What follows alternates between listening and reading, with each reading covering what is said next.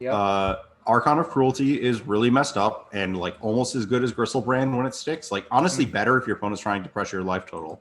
Yep. So the whole joke with this Reanimator deck is the initial list by Spider Space had this package of Prismatic Ending, Counterspell, Thoughtseize going on. And it turns out that you just get to play this really flexible hybrid control plan when you're doing that. And you can like attack their interaction, you can attack their hate cards, you can attack their creatures, just kind of do whatever you want. From there, Wafo made a crazy psycho list that just had no way to put stuff in the graveyard and 5-0 to League. And now we're halfway between those where like Wafo had 0 unmarked graves and 0 Thoughtseizes. And like this deck probably is going to be Thoughtseizing itself a little bit. Like Wafo literally just had, I believe the discard outlets were Faithful Mending and then on the draw Mulldrifting turn 3 after taking no other game actions. Yeah, a lot to really like about this. And you can really tell it's trying to play a hybrid game. There's only 2 unmarked grave in the deck, you know? Yeah. Drawing multiple unmarked graves is kind of dicey. You only need the first. The problem is that like that's the nut draw is like persist grave, but the problem is that you're also playing these long games in these like you just can't. If you draw 2 graves, it doesn't really accomplish much most of the time.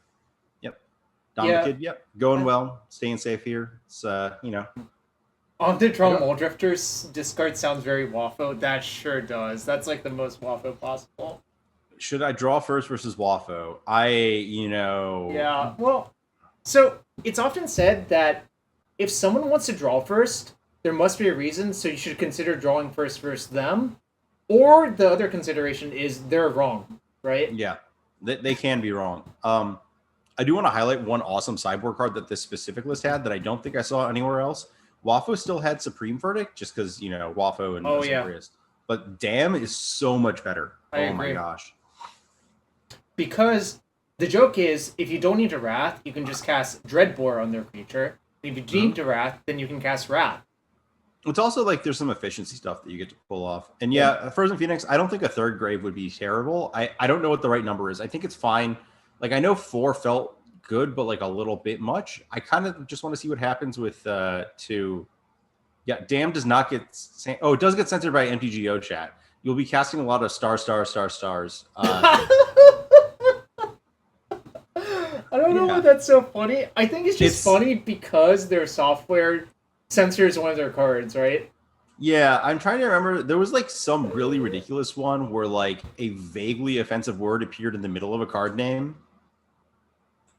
I'm trying to remember which one it was. Was it Damnation? No, that's the classic. It may have been something with Dong. What? Let me just see. Oh, it was Assassin's Trophy. Oh, yes. That one was pretty good. Oh my gosh. I mean, it's kind of funny because I guess their regular expression was only what could also check for substrings instead of, matching perfectly on the whole string being the word, right? Yeah. I mean, some real 1995 technology. What? 1995 technology? In 95, you could write regular expressions that just filter that out correctly. That's not the issue. Okay. Anyways, that's Esper Reanimator. I don't know. A lot of games you just side into like this weird like Esper control package, like yeah, Greenhouse your life total. Though apparently that might be coming back. Worship was bugged. I liked the theory that Mengu posted that screenshot, and the theory was that 2 worships is bugged, but 1 might not be. Oh, that's actually a more reasonable explanation than a lot of other explanations. Yeah. It's really funny. It's not even Green Deuce. It's just Greenhouse. The D doesn't even stick around because it's red. This is a classic. This is so the card Worship is if you control a creature, damage that would reduce your life total to less than 1 reduces it to 0 instead. And then there was a bug on Moto for a while where if you used any of the cards that's like change a color word to another, like Magical Hack, I think is the one. If you targeted Worship, it would just regex the text box, and then it would just like try to Greenhouse your life total, and it didn't do anything anymore. Really didn't do anything. All right. 20 seconds until we have a round 1 pairing. There's some bangers in this one. Namor Sandy Swat, Dog. Gennardi, just names that I'm remembering. Ooh, we've got an Azax. What are my thoughts on Lotus Breach and Modern? My experience playing the Lotus Field decks in Modern is that they are vulnerable to hate in a lot of ways. Like, it's not just attacking the field. The cards in Modern are pretty good at attacking the actual storm kills. And the number of actual dead cards you have to play, like true dead cards, is high enough that it's kind of tough to win when your opponent actually interacts with you in the appropriate ways. But they're pretty powerful, like, in general. So if you literally played against no hate, I wouldn't mind playing against it. But, like, the amount of things that interact with you makes it dicey, like Chalice or whatever. Yep. Yeah, this is an easy mulligan. Yep. Doesn't also, do anything. I believe our opponent is Footfalls, so Teferi is, like, more valuable than it normally would be. Yeah, this looks like a great hand. If they're Footfalls, I would ship the... I think it's supposed to be the Shrine. Yeah, I think so too. I think just because these two are going to fetch duels. This is going to fetch Hollowed Fountain. This is going to... Well... It can do whatever. It's fine. Yo, we got a raid from Matt Boop, noted Legacy Master. I think you were supposed to play a tapped Watery Grave on one and then Polluted Delta on two. Oh, I see. Yeah. Yep. You're not doing anything with the Grave. And right. The Delta can fetch an island or whatever. So now you're priced into paying 2 life and just passing or whatever. Actually, you're not even... Like, you don't care about any of their 2, so you could just play Watery Grave tapped. What if they have... Oh, no, they didn't lead with Gemstone Cavern, so they can't literally cheat it out. I was thinking about Simian Spirit Guide, and I'm like, wait, thank God, that one's gone. Jarvis, you want to go back in time and... No, but a different monkey just took its place, you know? Well, you can't play that one with Cascade spells, so... Well, you could. You just might have an unexpected result. Yeah. And Scooter, I think even if, like, Sandy playing Burn, like, Burn is really good these days. Like, I think Burn is... Well, I mean... Untapped Watery Grave, snap it off. Yep. I mean, this was the topic of this week's Dominaria's Judgment, which was the tier list of Modern. And the top 2, like, we did, like, S through whatever. But in the top 2 tiers, those were the decks that we thought were, like, really good and worth, like, being on the short list automatically. And Burn was on my list, for sure. It has had a really good recent run time. I think some of it might be people just not respecting it appropriately, but none of the hate against Burn really overlaps elsewhere anymore. Like, there's not... When you timely reinforcements in 2021, your opponent is like, okay, I'll attack with Territorial Kavu or, like, Dragon Ray Channeler. It doesn't matter. Yep. Where can you hear this podcast? YouTube, Spotify, the whole thing. Every bit of it. I don't know if I actually want to EOT Faithful Mending. We don't have anything we really want to discard. And that's, like, the primary thing, right? Like, you're trying to discard something relevant, and, like, you don't even have dead cards in hand, so I would not EOT it. I would just untap. I agree with you. It's like the Faithful Suiting problem in decks that aren't, like... Ice the land. I think we're supposed to just let it go. I mean... Yeah, I think so, too. It's a little bit awkward, obviously, but... Yeah. Yeah, snap that off. Yeah, Dom. The podcast is me and Dom Harvey talking about Modern. It's Dominaria's Judgment. It is sponsored by StarCityGames.com. You know, I've got the whole spiel down. Excellent name of a podcast, by the way. Yeah, really, because the card is really bad. That was a fun naming session. It was just like, what do you want to name the pod? Well, Faithful's Mending. This is the best I got. Someone come up with a better idea. Yeah, that's what happened. This is not exactly the same as whatchamacallit. What am I trying to say? Faithful Suiting, rather. Yeah, the instant matters a lot, and the gain 2 life does too. Fuck. I would counterspell that and try to untap and play the Teferi. I mean, if they have Force Negation, then, like, whatever. I agree. Maybe we'll draw Thoughtseize. Thoughtseize would be a really good draw. Yeah, Thoughtseize would be. I think you're supposed to plus... Ooh, that's an interesting one. So I would play to... I'm trying to think if you do need to play the land. That's probably a fine land to play. And I think you're supposed to plus Teferi and not minus it. Agreed. Because you don't want to get Furied. Yep. Or stomp, or like there's a billion things that could happen to it that are I not great. think you would be fine with them stomping it because they can't follow that up with a cascade spell. True. Yeah, the Fury thing is relevant. And yeah, Teferi Yeah. I think is just really good in Modern right now for obvious reasons. Well, I think that Teferi and Chalice are not generally good in Modern, but it is very good against, like, they're very good because they are such effective hate against two of the best decks in the format. Mhm. And then from there, like, all the other stuff they do is good enough. That's it. We're done. I didn't even see that they conceded. Yeah, they were Yeah. done. They were just off it. Just Yeah. completely off it. Yeah. You would like. I want to Alright. note that like Castle Vantress is awesome in this deck. Yeah, EE is good. Chalice is good. Dovin's Veto's Veto good. obviously good. I think Dam is considerable. Fluster Yeah, you Storm, play I think, Fluster is good. Storm's good. Yeah. So can I shave down on the package, or am I supposed to? Well, just first thing you're cutting is all of your prismatic endings and fatal pushes. Oh yeah, because you don't want to play a 1-for-1 removal game for cards that inherently make 2 threats, right? I would also cut a Mulldrifter before I cut anything else, just as a sorcery. Okay. And I don't know if you want a Dam or. Let me think this through. So, I don't know. What do you think? Do you want a Dam instead of a Mulldrifter? Yeah, I'm fine with 1. I don't really want 2 because It's just like one more effective EE, right? Yeah, if a game gets to a point where you can overload this with like protected, it's like worth it. But you don't ever want to draw 2 of this card because I think it's just not. Yeah, it's notable because it mops up their other stuff. Like if they go down the like endurance nonsense road, it does the job. I heard on a podcast that these decks can never beat a 3/4 flash. Well, let me tell you what Archon of Cruelty does, because that deck, the Teamer deck is notably terrible against Archon. I actually think that like the Teamer matchup being so good for this deck is one of the things that makes it like, I mean, it's a good deck fundamentally, but like if you want to talk about like, it's the kind of deck that could be really, really bad in the modern metagame because like it is a linear deck in some aspects. The fact that it has this good spot against Teamer is one of the most enticing things on like a meta level to play it.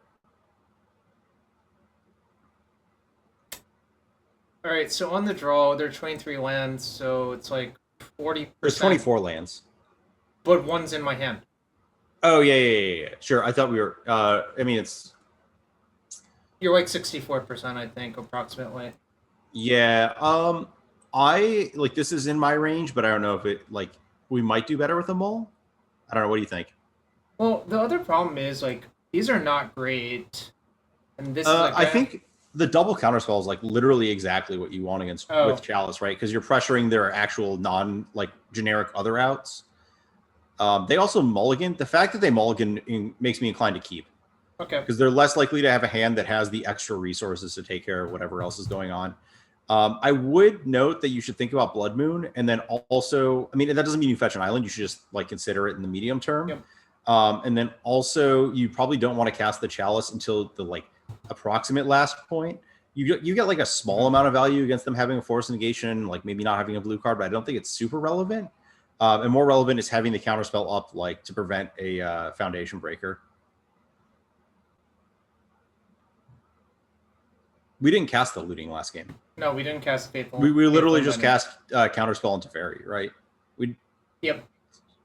Wait, did we cast counterspell? Yeah, we countered their season. Oh yeah, that's actually a really good draw. If I'm not going to draw land. I would not Chalice because foundation break. Yeah, exactly. It's the same issue. Like. Yeah, I also wouldn't fetch again. This is also Blood Moon principle to not fetch. But also, you just want to draw land, so like technically taking land out. It's more the Blood Moon principle than anything else. Okay. I mean, I guess I play it. I'm supposed to play it now, though. I'm pretty sure. Yeah, you can't let them just have a 3.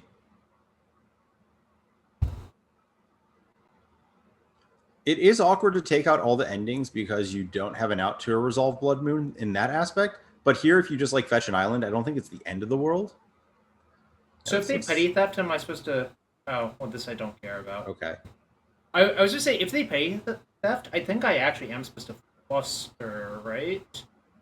No, right? Because you can just fluster their cascade spell. That's fine. Swamp is kind of biting us in the butt, but You got to have it in your deck. am I still worried about Blood Moon? I guess I should be. I don't think you want to fetch. I don't see a real reason. I don't think you get punished. Pyro is stocking rhinos as of the last month or so. Yep. It was Doomwake who basically put the card into the deck. Yep, that's my understanding. Oh, you're saying Fluster to counter the Brazen Borrower? I don't really care about that. That is tough. Yeah. Okay, Swamp is now a problem. Yeah. Whatever.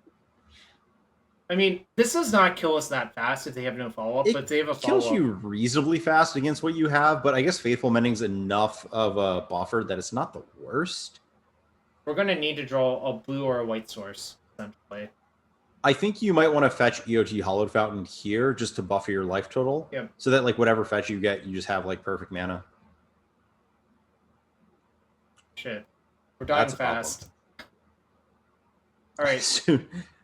Maybe we do want second dam. I don't know. I don't think so. It may be better than EE, honestly. On the play. Also, E plus Chalice is not the best combo. I just realized that. Yeah, but you can just cut. You can just play the dam instead of that. I think our hope is we go to 7 if we draw that and then probably get mashed by something. I think we would just need to draw an unmarked grave or like a land to mending. I would just concede. Pretty sure like discarding any of these tells them too much and we're basically dead now. Yeah. Where did our lands go? Well, we kept one winner in the draw, drew on 1, but then missed every other turn, right? Yeah. We drew it on 2. It was a swamp. That was the problem. Oh, no, I meant, okay, we hit once but missed 3 times, right? Yeah, we kept counterspell, Chalice on the draw with a fetch. So just swap the EE and the dam. Yeah, I think that's actually correct as well. Because, like, EE would not have been good enough there, and in fact, it, like, is counterproductive with these, right? No, I'm thinking if there's a Mulldrifter, I think is just bad in this matchup. So what do you But I don't know what's better. This is not great. This is fine. Yeah, we can just continue. It's okay.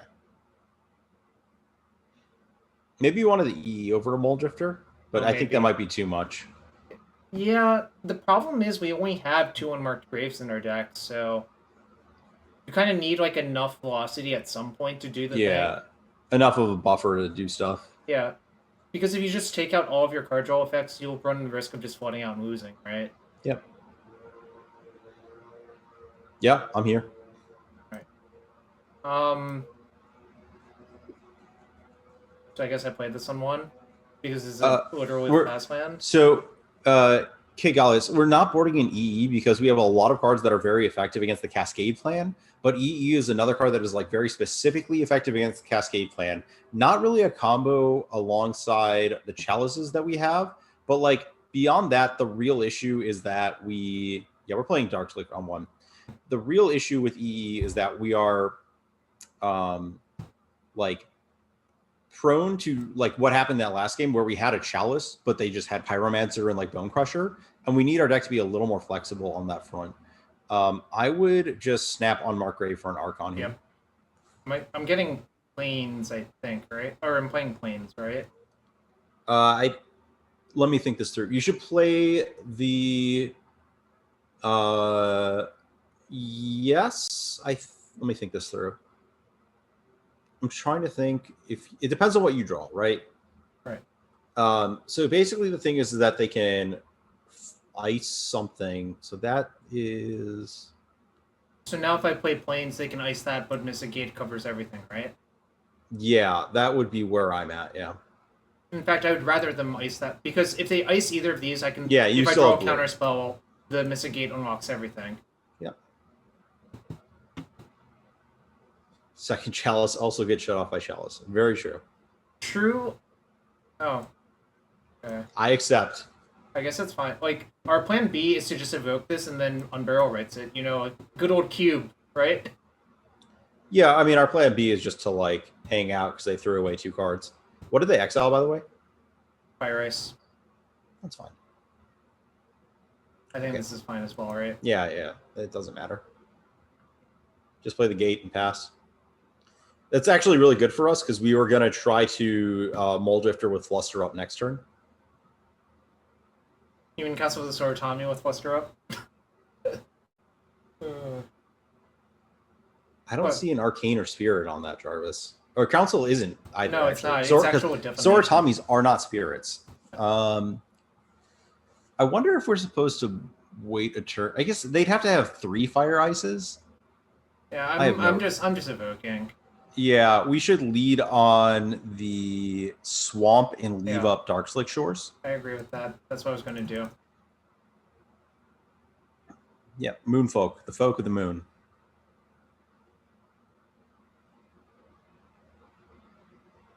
That's fine. Do not care. Exchange your cardboard. That's all fine. We will take every 1-for-1 exchange we can get. Nice. I'm going to put all copies on Crashing Falls. Yeah. Your girlfriend turned into the moon. That's rough, buddy. So have you ever Cluster Stormed 3 Stifles on the stack in Legacy? I don't want to think about it. It's really what's going on in the revealed cards? I just want to know. Like mostly just because they revealed another Fire Ice. And how is that 2 Brazens? Yeah, and they have so basically for like the most of the rest of the game, I would not worry about Fire Ice or Brazen Borrower. Yeah, we've accounted for 3 of those and 2 borrowers, right? Yep. I would Unburial. Yeah, I agree. I think I'm just gonna, preserve my life total because that. Yeah, we're approaching the point where like even if they resolve a Rhinos, I don't think you like are in a significantly bad spot. Yeah, see exactly. Next turn we just make an Archon, right? Yep. Our cube decks. Ooh, they just suspend a Footfalls. So I would attack with the Mulldrifter before taking any other game actions. Because maybe they like stomp it or fire it or something. Then we get to do whatever the hell we want, right? Yeah. I think I still want to cast this. Yeah, you do. No matter how I tap. You want a blue-white off of your planes, right? Yeah. That's not the right one.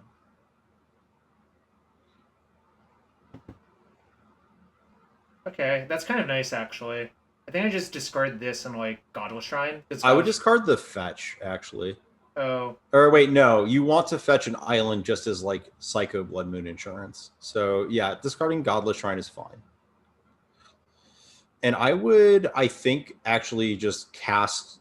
do you want to persist? I think I should use the rights, right? I was just thinking through, like, if they have 1 card in hand, they're going to discard it to the Archon. They have to top deck. Let me think this through. You have a Mending in graveyard, so yes, you should be mana efficient.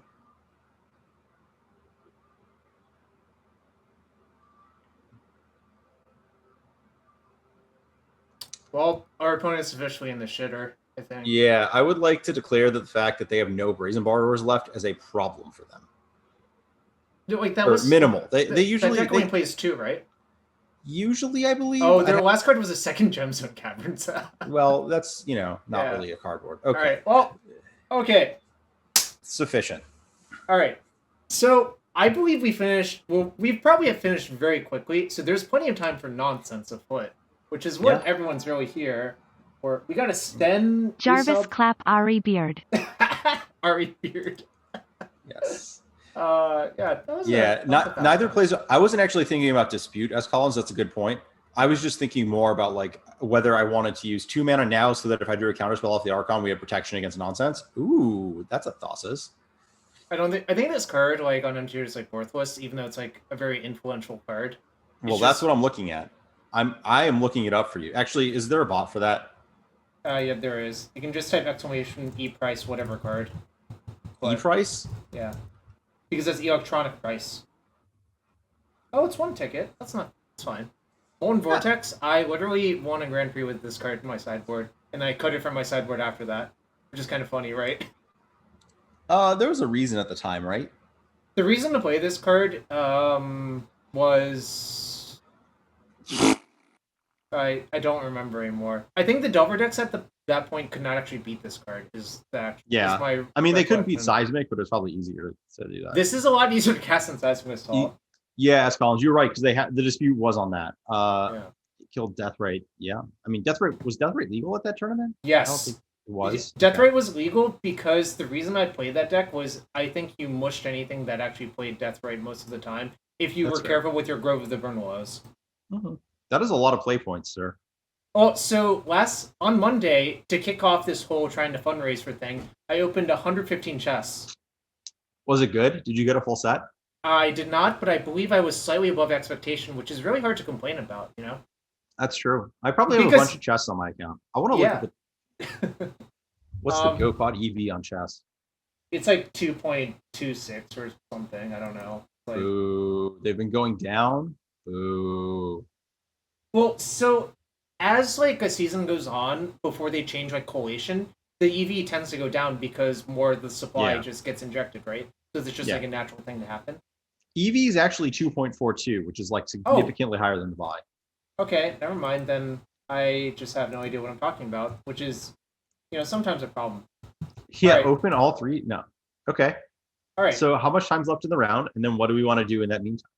Okay. I mean, I don't really want to play that queue because it actually looks not that fun if your opponents are actually trying. It actually seems kind of awful if your opponents are trying, but all of Reed's opponents did not appear to be trying because two of his opponents picked Nassif 61 card special, and the last opponent picked Primeval Titan. Yeah, I mean, it's a mix. Do you want to just like talk about the decks and then maybe get tricked into playing a match with them later? All right. We'll talk about the decks first. I also wanted to talk about like the beginning of my Grand Prix experience at some point, but we can talk about the decks first. Let's start about Grand Prix. We're not going to play a match with these decks. That's fine. All right. So, GP Boston 2005. I'm a sophomore in college. It's in the springtime because Contreras had just come out. I remember GTA was legal for this tournament. So, my friend Israel Marquez, who used to work at Star City Games after high school, he went to high school in Roanoke, Virginia, so he had a lot of decks at Dartmouth, so I just borrowed Red Deck Wins. I'm a noob. I'm obviously really bad, and then I lose so badly in GPT the day before to some person playing Squeak Confinement that I'm like, fuck this, I'm not playing Red Deck Wins, it can never beat Squeak Confinement. There's many things bad about this story. You should just not switch just because you run into one deck that you can never beat. If the deck you're playing, you actually know how to play better than the deck that you switch to, which you have no idea how to play. So I think that is probably true in the modern era. I don't know how true it is.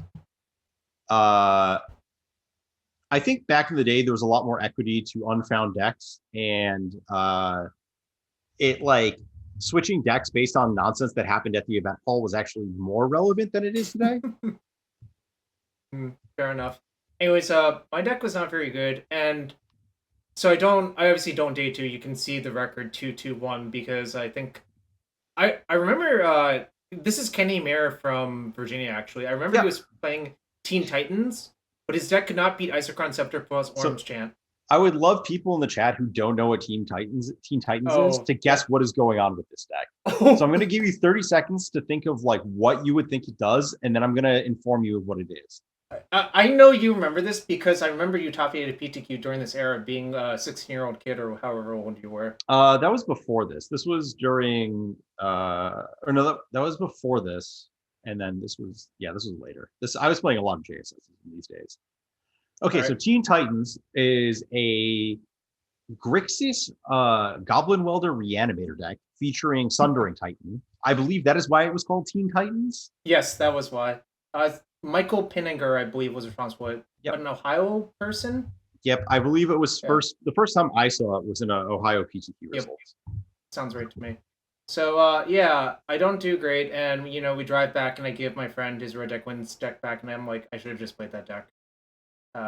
It had 4 Rashadenport and 4 Wasteland, which is probably why I feel an affinity for those cards nowadays as well.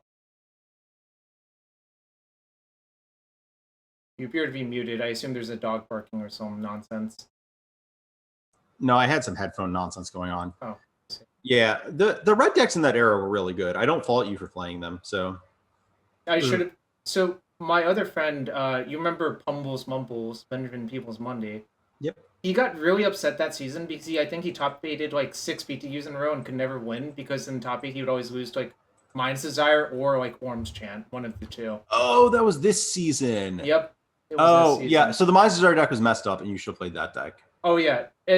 For those of you who don't know, Mind's Desire was legal in this extended format, and a few other extended formats after that. You could also pair it with Vampiric Tutor in the blue-black version, Brainstorm, Cunning Wish, and Nightscape Familiar, because that makes all of your like untap effects one cheaper. It was Sunscape Familiar. Well, the blue-black version played Nightscape. Oh, the blue-white version was the better one. I agree, but I kind of wonder in retrospect if you should have just played Esper and just played the full package. I don't think the mana was good enough because you didn't have fetchables with your fetches. Right. So Oso top aided with the blue-white list at this tournament. And the mana base is like 4 a Dark Hour Waste, 4 Flooded Strand, 7 Islands of Plains, and a polluted Delta. For those of you who are wondering about this, there were no shocklands, there were no dual lands, so mana bases were horrific. So like trying to play Jeskai, like Orm's Chant control, meant you had to play like Chrome Locks and like I played 8 Pain lands, I believe, in that tournament. Like 4 Shivan Reef, 4 Adakar Wastes, and maybe even a Battlefield Forge. Yeah, I'm just looking at some of the other top 8 mana bases, and they are... the Teen Titans deck did top 8 this tournament. So it's actually, if you look at the GP Boston cover, you can look at Keith McLaughlin's deck. 4 Sundering Titan, 4 Goblin Welder, 4 Hapless Researcher. Exhume... Entomb was banned. Entomb was banned for sure, yeah. Some nonsense. Vampiric Tutor perfectly legal. Entomb banned. So, do you want to... You remember the funny story from the finals of this tournament, right? So Glavin fiasco? Yeah, so the finals of this tournament is Mase Oiso, one of the like all-time greats, really just like crushed it in his era.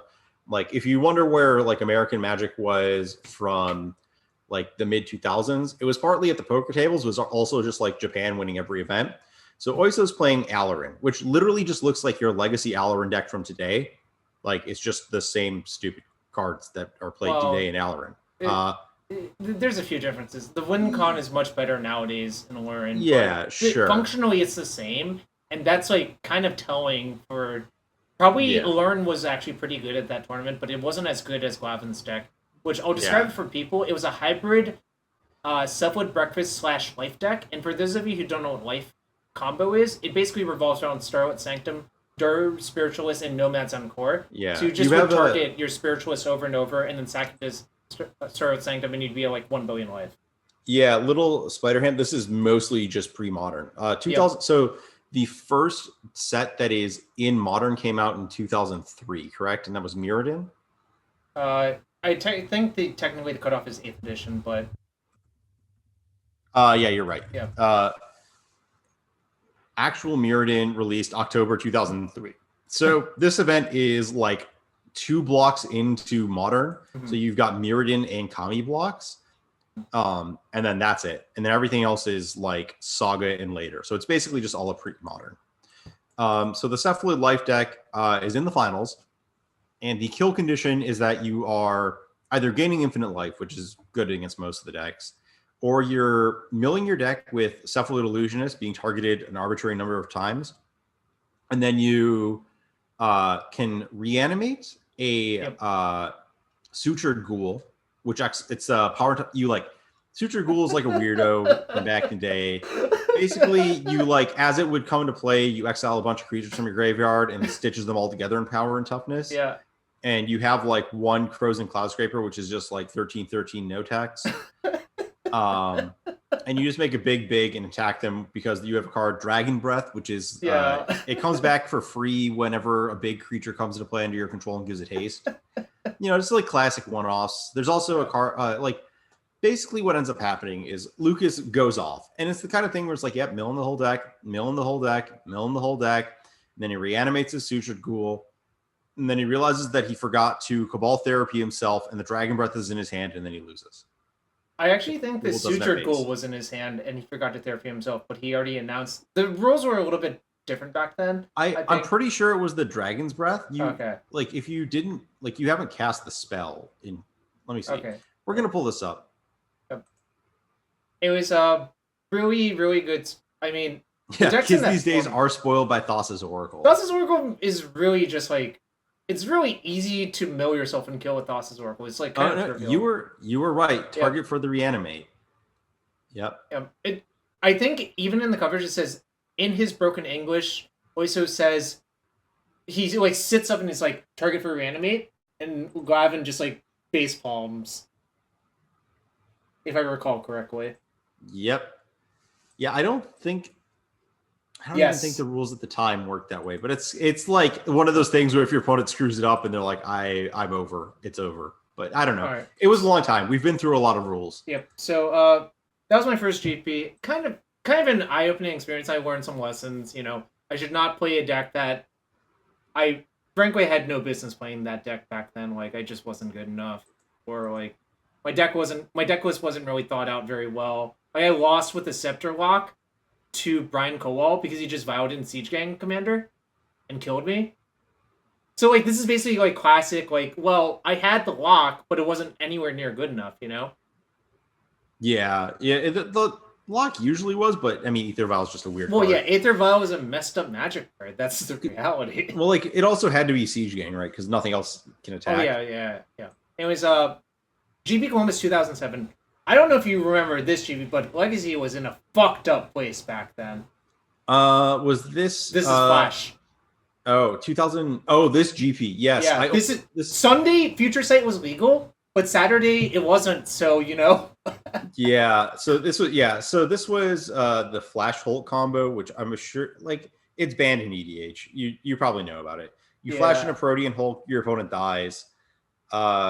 This was almost the first GP I attended in Columbus. I was living in Michigan, right? You know, I'm 17. It's the summer before college. I don't have shit to do. I almost bought the cards for Alarin and went, and then I decided last second not to, and then it turned into a fiasco, and I'm glad I didn't go. Flash was broken. The deck that won was Counterbalance Top and Flash, and everything was broken. So yeah, there's really not that much more to say. If you look at the top 8, a bunch of decks that weren't Flash top 8'd, I don't really know how in retrospect, but you know, you do you back then. We'll tell the redacted versus Satan story in the Swiss. So Steve Sadin, former editor of StarCityGames.com, won this tournament with the Counterbalance Top Dark Confidant Flash Hulk combo. And in the Swiss, he's playing against Goblins. And he, like, every opponent has previously just scooped when he Flash Hulked.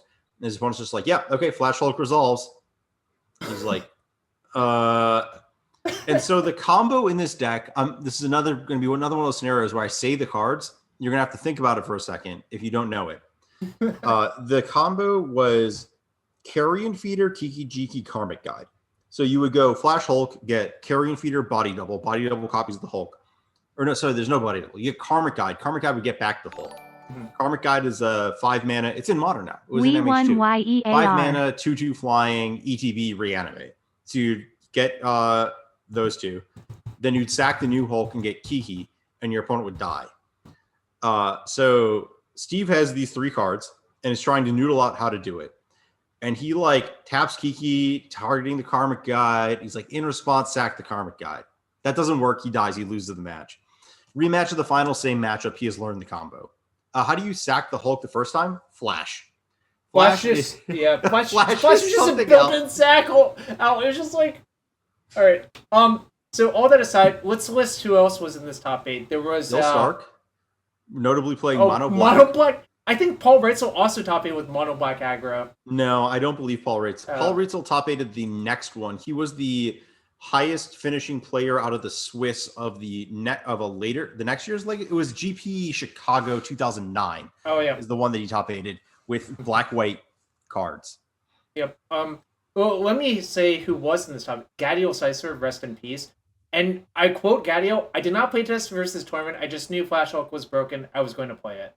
That's literally the most Gadiel possible, you know? Yeah. So Z Turkin, this was actually the precipitating event here was that in 2007, Wizards, basically in the 2006 World Championship, I believe, Legacy actually was played on day 3. Yep.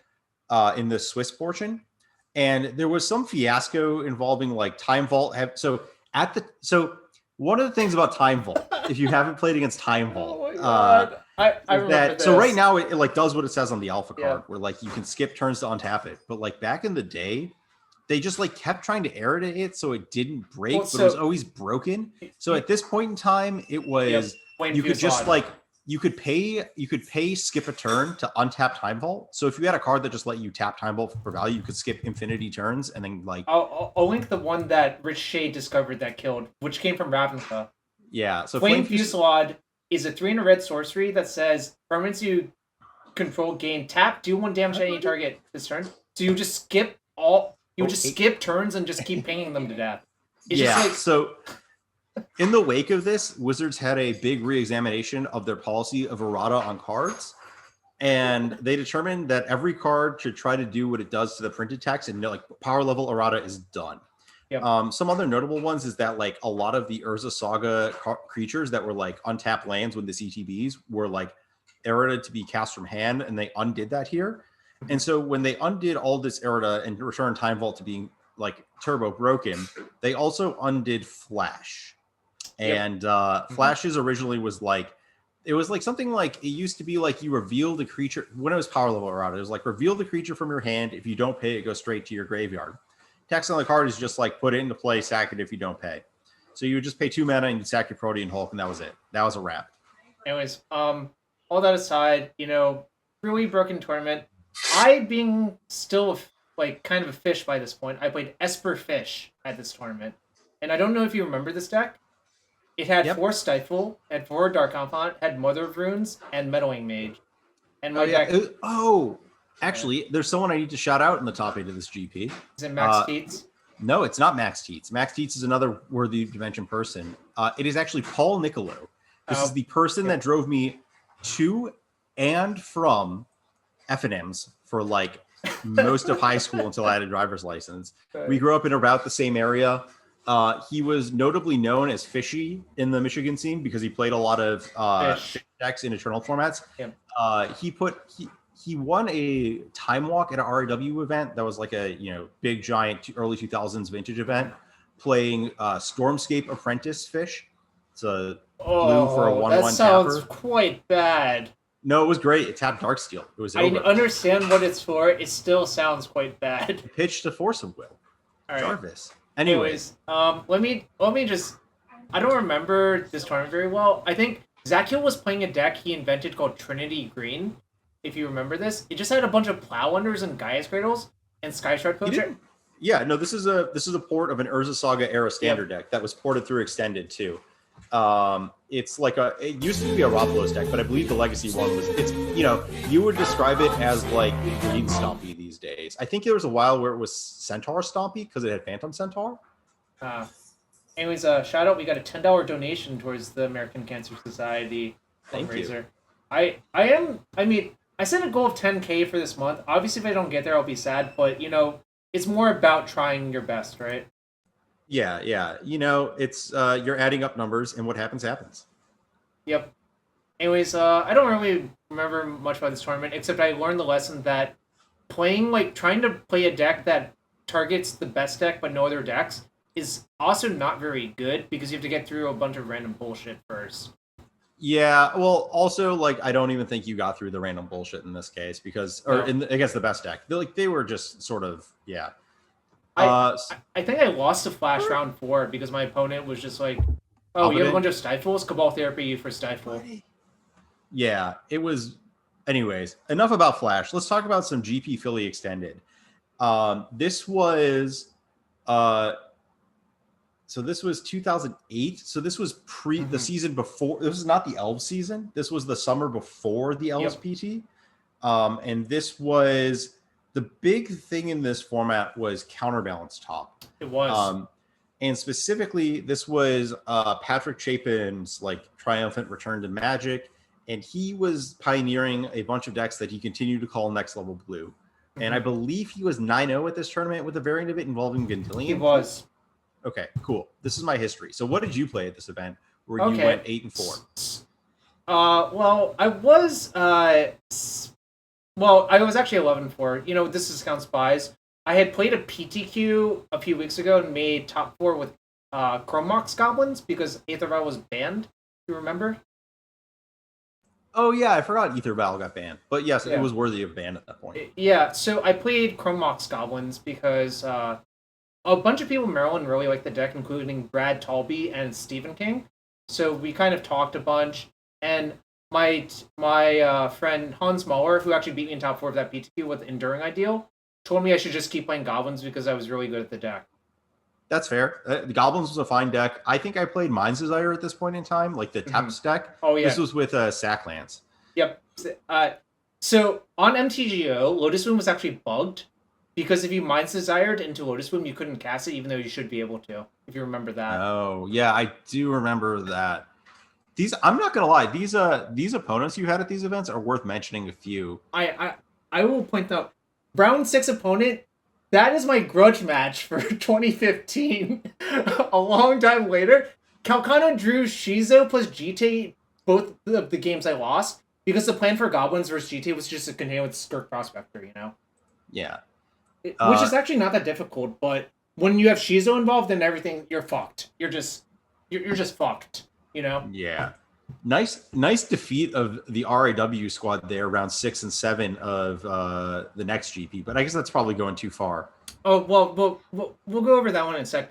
Notable points about this GP were I fucked up real bad round 12 versus Matt Hansen, who made top 8 with Spirit Stompy. That matchup was actually really good for Goblins. It was the Chameleon Colossus Armadillo Cloak bullshit deck. Spirit Stompy. So it had Telewisp because it's a spirit.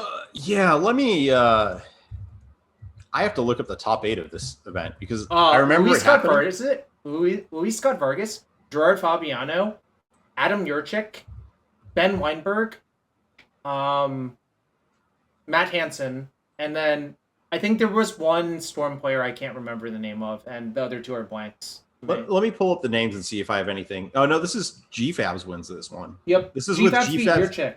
This is GFAB's like Albs on pile, right? Oh yeah, he played Gerard's Verdict because it's named after him, right? Well, yeah, I mean, yeah. Okay, Paul Matthews on Teps, Yurchik on Tron. Okay, I looked at this recently. It's a lot of Tron decks. Tron was really good in that format because you actually beat the shit out of the counterbalance decks, generally speaking, is the real issue. This Spirit Stompy deck that just has 2 Orange Chant and like 26 creatures. It's just it's a weird one to look at. The reason people played Orange Chant was to like break up the combo decks. You would just rise. In this season I played a PTQ with the Teps deck and lost to like a random mono white pile because there's a dog trying to be distracting out of camera. But I lost to a random mono white pile because my opponent just had Orange Chant and they just cast it. And their deck had like Calciderm. It was bad. So a few notable things from this tournament. Round 4, my opponent's playing Enduring Ideal. And I know this because he had PTQ'd in Rockville like a few weeks earlier with Enduring Ideal. People very rarely switch decks like by this point. So game 1, I just like go all in to try to kill him with a bunch of pasted pile drivers. And if I go like turn 1 driver, turn 2 war chief, turn 3 matron for driver, and it's lethal. You know, classic goblins, right? And game 2, I just go turn 1 prospector, attack you, prowl out Earwig Squad, if you remember that one. Take all of your form to the dragon so you can't kill me. Yep. And that was an easy one. Round 5, my opponent was playing Leaf Crowned Elder Tribal. So it was like Doranless Doran. Yeah.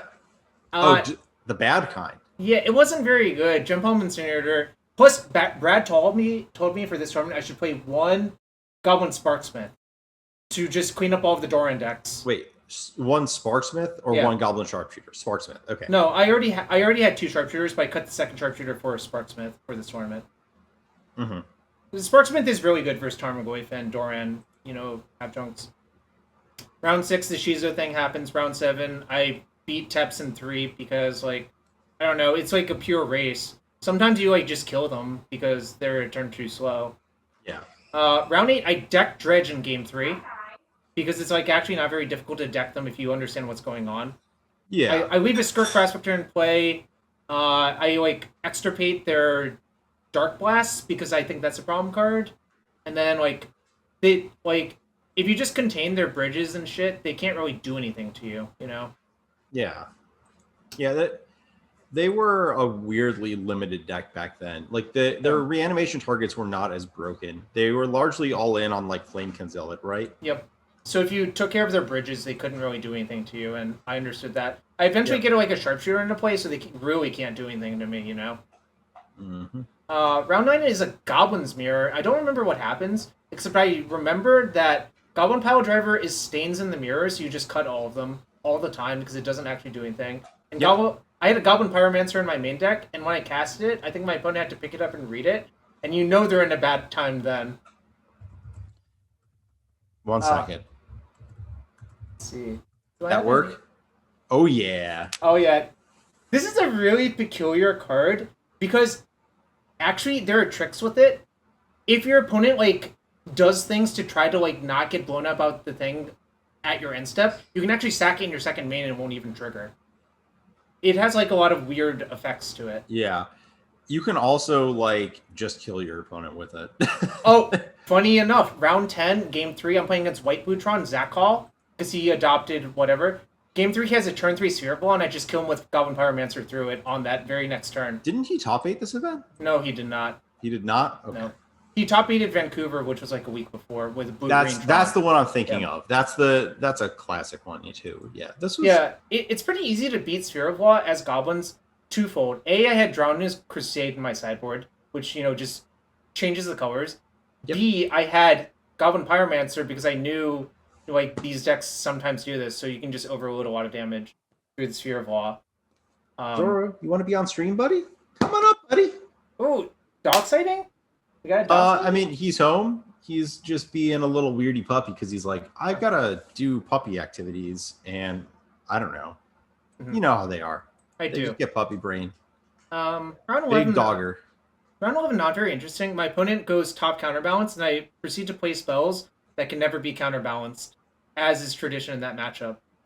Like, I just go, like, Matron, Ringleader. Yeah.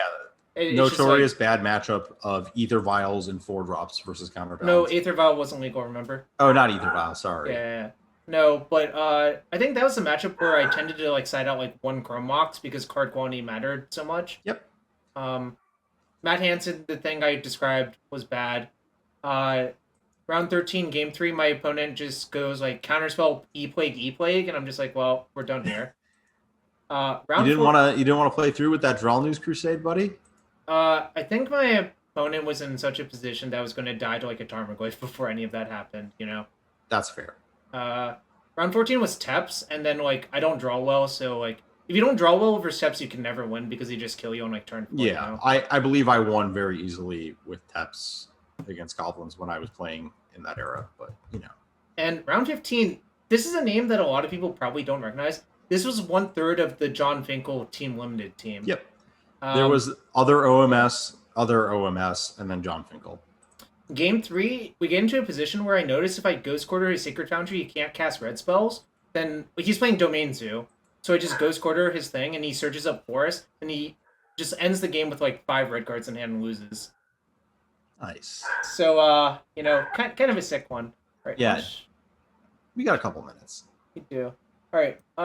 Whoops. Scroll back. Yep. So this one, the only reason I was at this GP was because JSM, Joint Statistical Meetings. I was working at like a government agency as like not an intern, but like a post college, not quite intern. Like it was more like a fellow, if I had to describe it. But they sent me to Denver, and then I looked, and I'm like, there's a GP. I don't have a deck. I'll just show up to the site and see if I can bum one. So I managed to acquire 2 decks, which were Fairies and Kithkin. I played Fairies, and 2 GPTs went 0-1 and 1-1. I'm like, okay, what if I play Kithkin instead? And this is the result. That 0-3 at the end is basically the telling part. But you beat Paulo. Well, I beat Paulo because he never drew a 3rd land, but, you know, we take that. So realistically, you lost the last 5, but your opponent got mana screwed? Yeah, that's about right. But, like, the sad thing is, I think literally round 11, 13, 14, 15 were all win and ends. Yep. Given how many wins I had, but, you know, we don't... Yep. It's whatever. Round 6 and round 7, I think they were both playing mono red because MJ Josh, and Redacted all liked mono red. I don't believe that. That's crazy, but it's possible. You know, I actually wrote a report about this. It's from a long time ago. This is a long time ago. You can tell. It was like 13 years ago. By Larac. Yep. All right. Let's see. No, Josh was red. What was Mike playing? Also red. Yeah. Wow. I just because like Kithkin couldn't release a red. Because also I had a bunch of You had white cards. Like how could they could not beat a Spectral Procession? Yeah, they also or Kitchen Finks probably. I didn't have Kitchen Finks in my deck, but they couldn't beat Cloud Goat Ranger either. I mean, that was the other part of the format, though, right? It was the 3 decks were like Kitchen Finks, Cryptic Command, and like every other color worth of good cards, fairies, and then mono white Kithkin. And like game 2 versus MJ, basically he cannot attack my Reveler because I'll just get 2 Fortuners back, and then he can never win. So he's like basically in the hole. Fortuner. Yeah, oh my gosh. So you can't attack or block, so you lose, right? Yeah, that is generally how it works. Yeah, my recollection of that format is I played Kithkin in like every PTQ, and I lost all the blue decks in the top 8, but I beat everyone in the Swiss, so I don't know. Conway's deck was like the only weird one in this tournament, or sorry, Redacted 2.0. He was playing River Kelpie Control. If you remember what River Kelpie does. This is whenever a creature enters the graveyard from the enters the battlefield from the graveyard, or you cast a spell from your graveyard, you draw a card. Yep, it combos with Raven's Crime, which is notoriously legal in that format. So I think Conley finishes like 10-5 or something. Yep. Yeah. Yeah. Oh yeah, it was River Kelpie, Raven's Crime, and Una's Grace was the trio. It was the retrace cards. I had actually tried that deck on MWS. I'm like, this deck is not very good. And then I played against Conway, and nothing in our match convinced me the deck was good still. Yeah, none of these cards are good against make 3 tokens. Good luck, have fun. Well, Soul Snuffers technically was, but whatever. That's like his only real card. Soul Snuffers. 2 black elemental when it comes into play, put a -1/-1 counter on everything. Yes. Yeah, that was like the hype. It wasn't good. Trust me. That's all you have to know. I mean, I lost to it out of fairies because the fairies deck was actually good, and then Yeah, but you really were losing to the fairies cards, not to like random Soul Snuffers. I think it was just like another piece of thing that you had to beat when you were playing Kithkin, because you had to maneuver through all their stuff, and then like they would just cast Soul Snuffers, and your life would be over. Just like, oh, well, there were all my cards. I think there's one match left on game 3, so we can discuss GP Seattle real quick. I believe you top-aided this Grand Prix, Ari, so why don't you tell us some stories about this one? Yeah, so this was my second ever GP. So I played a bunch of junior events, JSS events, and then I qualified for my first Pro Tour, which was Kyoto 2009. Lost back-to-back win-ins there. Had a qualification for the next PT from that.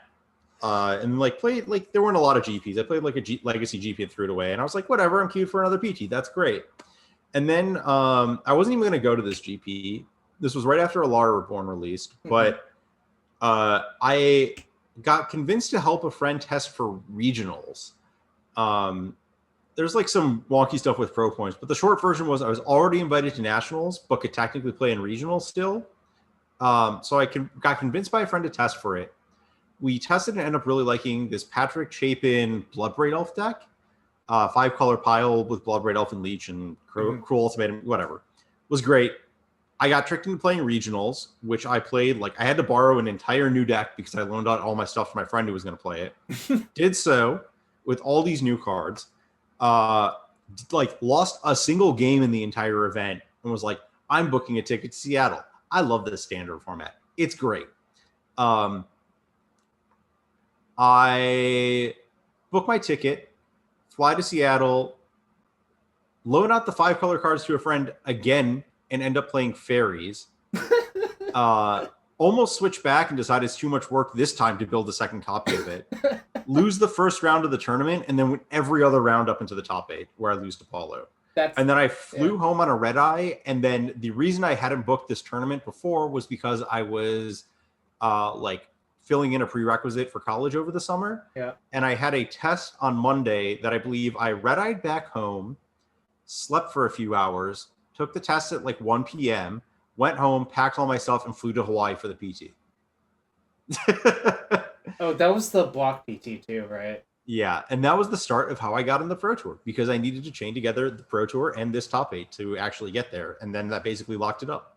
All and right. I have not, or well, I mean, rest in peace, Pro Tour, but How did you do on the test? That's Eight- Duckalope yeah. asking the real questions, you know? We're gonna say I aced it, but also my recommendation to everyone in college is to listen to any stories I have about it and do the literal exact opposite.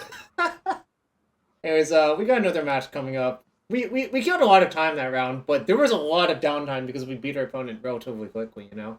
Yeah. I mean that's how it should go sometimes. I mean, our deck, to be fair, when it does its thing, doesn't really take a long time to end the game, you know? No, not in the slightest. Our tours were really fun. We're playing They against were. Bugsy69. I think I played Nice. this person... Oh, we got a pair down. I think I played this person recently when I beat them. This is a deep Are we on the play or draw? draw. That's why I'm skeptical. Their modern results are kind of all over the place. Yeah, whatever. I'm okay with it. It's not Yeah. the best hand, but the interactive 1-drop is kind of the minimum. Right. Marsh Flats. Oh, I played them in a reanimator on Monday. That's what it was. Fuck. This is fine. Look, Right. we're so smart. Jarvis. So, you actually want to be the second one to put Archon into play in this matchup then? Yes. Alright. I think I just go Grave Tapped, right? Yes. Uh-oh. Oh yeah, I beat them really bad with Jun Shadow. That's what it was. On Monday. I was telling you about my experience in this matchup. And I thought it was really easy for Jun Shadow, but like the mirror is obviously like a different beast, you know? Yeah, I mean, the mirror is going to be 50-50, right? You're probably ahead because the control plan, I believe, is probably better. So should I just plan go? Yeah, you want to be bending here.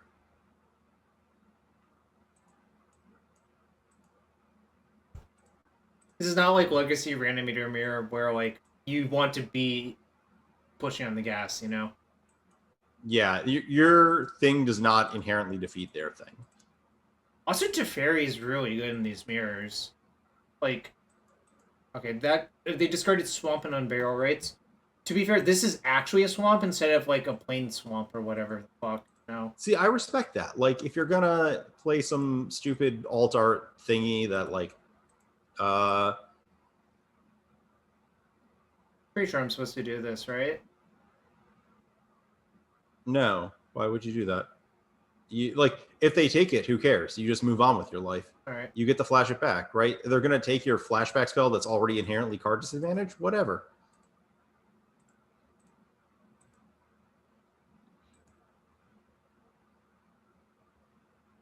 Do we have Graveyard Hate? We have a Nihil Spell Bomb. We have a Dovin's Veto. Oh, nothing. Yep. That was basically the best possibles, right? So you... Well, is it? Like, don't I just want to flash this back this turn? I don't think so, right? I don't think that accomplishes anything better than actually grave for Unburial. They don't have a thing in the bin, so yeah, you don't actually have to take action. So you probably want to EOT do that and then try to set up a Thoughtseize on like a more critical turn. Agreed. Yeah. I think this smells like counterspell to me personally. I mean, I don't think it really matters. It could just be a mending of their own. Right. But if they're double mending, you're like ahead enough on cards. One thing to note is that Archon is sacrifice any creature. So there's like part of it where you don't want to cast the Teferi, but depending on what you see out the Thoughtseize, you may actually want to cast the Teferi so that if you make an Archon, you have the buffer back. All right. So should I? Yeah, you should mending. Should I get Hallowed Fountain? I don't think life. Yeah, life. I would get a swamp because you want to play 2 black spells in a turn and not 2 white spells ever. Okay. I get a watery grave.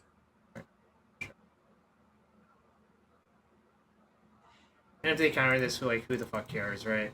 Yeah, like you just got 2 cards out of your Faithful Mending. Oh, wow. I would just, yeah, it's, no. I don't think Prismatic Ending is very good, right? Oh, sure. Tef plus Thoughtseize in their draw step. I'm debating if we'd rather have our Tef countered or our Thoughtseize countered. Yeah, Ending is only good if they have Teferi, which I don't think really matters here. So what's the plan? I'm just thinking about whether we care more about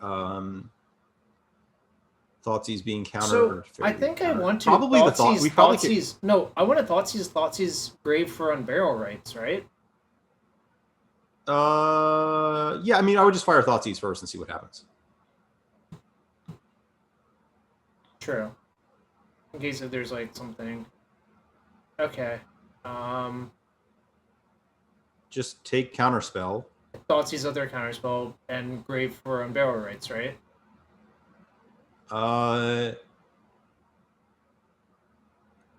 Yes, that's exactly what you want to do. Yeah.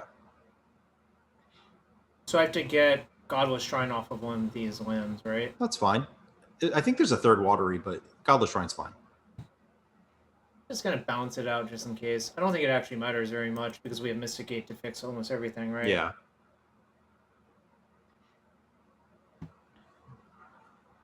But their hand was really reactive. Yeah. I mean, they're gonna Mending and try to do something, but you have a lot of reactive back things that matter. Yep. You have to be careful about like. When's the last time you even missed quick time DGO? I'm exceptionally careful on searches because Okay. of just like library sizes. So they're probably gonna discard Thoughtseize. Okay. Yep. So 2 unknowns, but they still are missing a bunch. Mm-hmm. So if I want to go really slow, I could just play this to get the buffer you mentioned, right? Yeah, and in this case, you want to cash it in for a card. Great. Yeah, I would just cast it. I don't think you have a reason to take game actions, right? Not particularly. I would have played the land and made. Oh, I would. Yeah, get your card first before you do anything.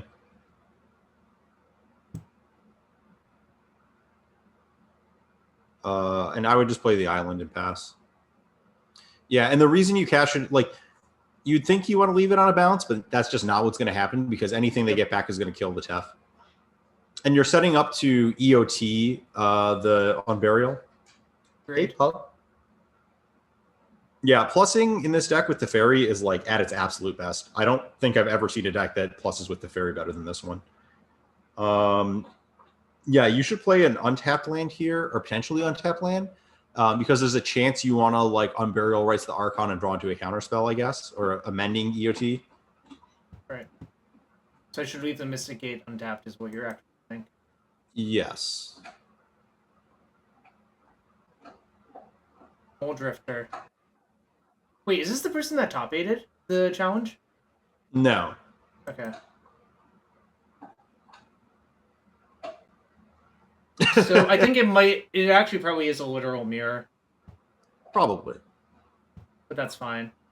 Hello, Goblin Lackey. So UT do this.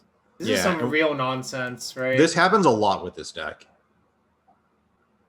What, Teferi 3 being a really messed up magic card? Yeah, well, the plus on Teferi specifically enabling all sorts of stuff. Yeah. They discarded their own Archon, but we have the that's Teferi fine. behind because we can sack the Teferi instead of the Archon. Yeah, I would main phase Mending here. Yeah, because if I find literally Archon plus Persist... Thoughtseize. Oh, yeah. Well, they have Unburial Rites in the graveyard, right? Yeah, but like... Yeah, Archon plus Persist does it, but I would just... Yeah. I think I just discard the Darkslick Shores, right? Oh, what lands do I actually have left? I have Plains and... I would discard a fetch, and I might want to play a Darkslick Shores here as my 8th source in case we draw an Archon. Sure. Or get the Archon bounced or something. Or what if I just hardcast Mulldrifter? I like that. Yeah, that's good. Then we have Teferi to bounce. Yeah, then we have them on basic lock here. We've gotten really far ahead, I think. Yes. I think they have some mulligan in this game, if I had to guess. It feels like they mulliganed. No, they had to looting and went down a card on the looting at a Oh, very and then early they thought stage. these are looting, we only flashback to looting, so we were Yep. like... Okay, I see.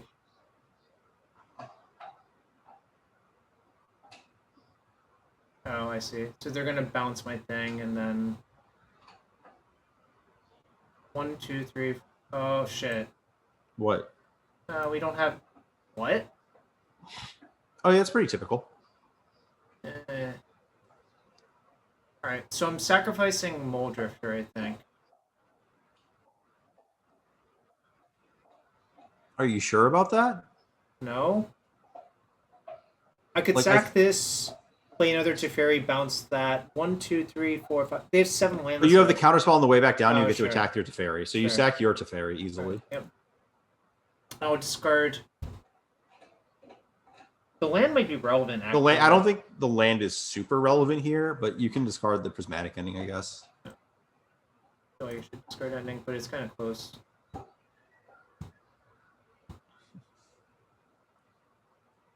Kind of a punishment, but whatever. I think I should just lead on Teferi, right? Yeah, I don't think it's really a punishment. Like, who cares? Like, Yeah.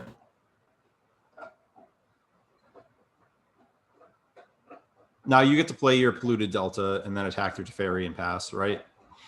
Yeah, I actually rethought about it. I should have tapped my Godless Shrine instead. Yeah, Because what if I drew exactly...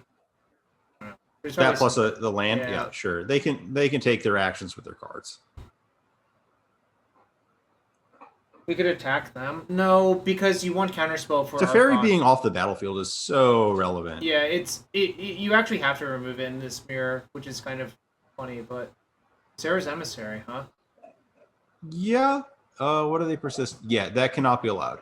I mean, I think I should just counterspell that most of the time. Yeah, if they targeted Emissary, I would debate it, but I don't think you can allow that. But this Teferi's only in 1, right? Oh no, it would just get sacked. That's Yes. It would eventually get sacked. I don't care. Yep. They're allowed. 1, 2, 3, 4, 5, 6, 7, 8. If I... Okay. So I should just get Watergrave tapped, probably. Yep. I don't think it really matters. I think our opponent's, like, kind of dead. No, they have outs, but like we just got to think about what's going on here. They may have non-matching Mulldrifters. You know, that's a personal decision.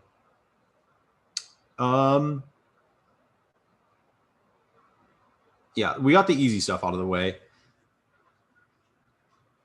I don't really love casting Archon. Yeah, I think that leads to Cards that, like, if they play through the counterspell, you're going to Archon them back and they're going to die. Should I just cast this? Because I have 8 lands, right? Yeah, I would want to do that, and I would leave up All the water or just all water graves. There's not a you want mending, so I would leave up. Mystic Gate and Water Yeah. Graves, right? Yep. And the ideal thing is we draw Thoughtseize and we get to upkeep it. Oh, that was. Do we have an Archon in graveyard? Yeah, I can play this untapped. Yeah, perfect. No, I mean I can mending. I can Yeah, just wait yeah. until EOT, right? Yeah. It's Or really- like in response to whatever. Like we just have It's them. just really messed up. Teferi is so insane in this deck. Yeah, it is a really like. I thought it was good in the like Indomitable Creativity decks. Yeah, whatever. What are you gonna get? Another creature? You don't have 2 Unburial Rites. I know it. They They have do. 2 Wow. Wow, this person is next level or something. I don't know. It's not gonna matter because I'm gonna. It's an emissary. Who the fuck cares, right? Yeah. That doesn't actually do anything. Sure. Name creature.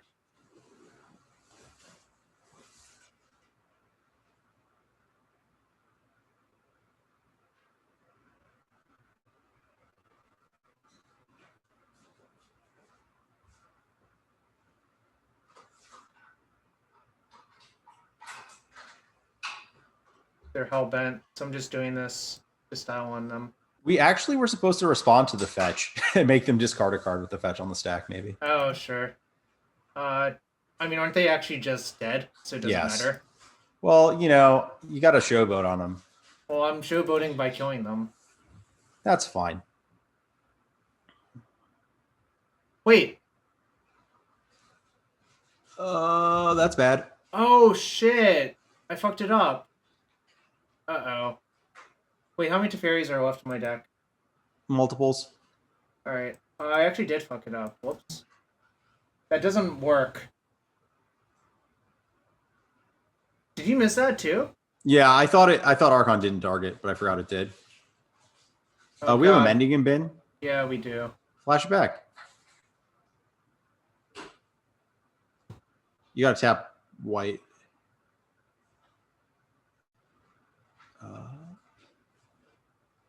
Do we have a Mulldrifter in graveyard? We do. I'm probably supposed to just persist the Mulldrifter, right? Actually, I'm supposed to protect myself from top deck discard, right? Yeah, I think you're supposed to do that too. That was really... You were right. We should have just responded to the fetch. That wouldn't have helped, right? The fetch was later. Oh, I see. So we couldn't actually break it up, right? We could have countered the reanimate. We just counterspelled the... Oh my god. Yeah, we have to counter that. God, I can't believe I fucked it. Fortunately, we're at Okay, 17. I didn't know. I forgot about that too. Yeah. We have a lot of margin. Yeah.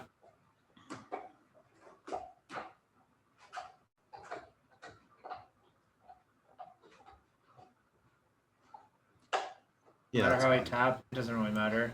I think. Oh, it's on now. It'll push Hallowed Fountain, play Vantress.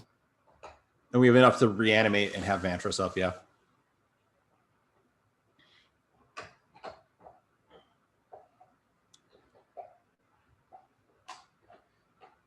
We're still in okay shape. It's not like we don't have a lot of cards left in deck, right? There's 15. There's 15. And remember to set an upkeep stop on your own turn, Jarvis. Yep. That doesn't do anything, Oh, Jarvis. shit. Oh, it's all one trigger, right? Yeah. Never mind. For some reason, I thought it was separate triggers. Yes, now we need 7 colors of mana. You have an upkeep stop on your turn, Jarvis? Yeah, I play with it by default. Good. Okay. Do you think they have a third Unburial Rites? They might. I don't think they do. Just a Faithful Mending, okay. Do we have a mending in graveyard too? We used it, right? Yeah, just Right. scry it up. Easy game. Always had it. Come on, Jarvis. Didn't we go through like a million cards to find it? Yeah, we always had it. I'm not sure I would qualify this as always. All right. Listen, we were extracting clock value and learning important lessons. We're behind by 5 minutes. That sounds like value. Who's it value for? Jarvis, value. All right. These are like pretty awful. Those are horrendous. I would cut all of those and the fatal push. Fatal push. Fluster. Nihil spell bomb. Fairy 5 probably, right? Yep. Yeah. Yep. And nothing else is good? Yeah, I don't think Damn might be okay, but I don't think it's good. Yeah. I actually am like semi-skeptical of Fluster, but like you can just aggressively fire it. Well, I think it's nice because it fulfills like the mystical dispute role, whereas like also protecting yourself from persist. Yeah, I don't think it's horrific, but like it's not. I mean, sure, exciting. It's not the best card. It's better than Damn. Yeah, I don't. Wait, are you debating this hand? I'm confused. No, I mean, I'm sorry. What I was about to say is I don't want to play the damn game. What I meant? You don't want to play this goddamn game, Jarvis? Has anyone tried a no win con Teferi sideboard transformation version? Wafo's deck was basically that, but it was just main board no win cons. Waffle went the opposite direction. No, he just started with the. That's fine. Oh, we're gonna just Thoughtseize their persist. Yep. Play swamp, right? Yeah. The life total might matter for sure. Our opponent has elected to put their entire hand into the graveyard instead of continuing the game. Okay. I think I should just Thoughtseize and play a tap plan. Yeah. I mean, obviously it's... Or I'm taking Teferi. Yeah, I'm fine with that.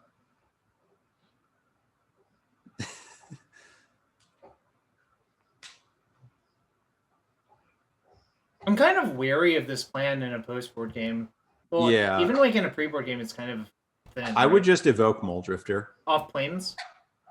Off of a blue-white source. Who cares about life totals?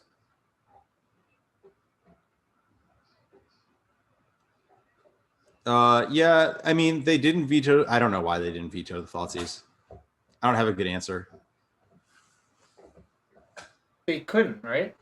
Oh, the they had second planes. the second Thoughtseize, I see. Yeah, they may have actually, like, I don't know.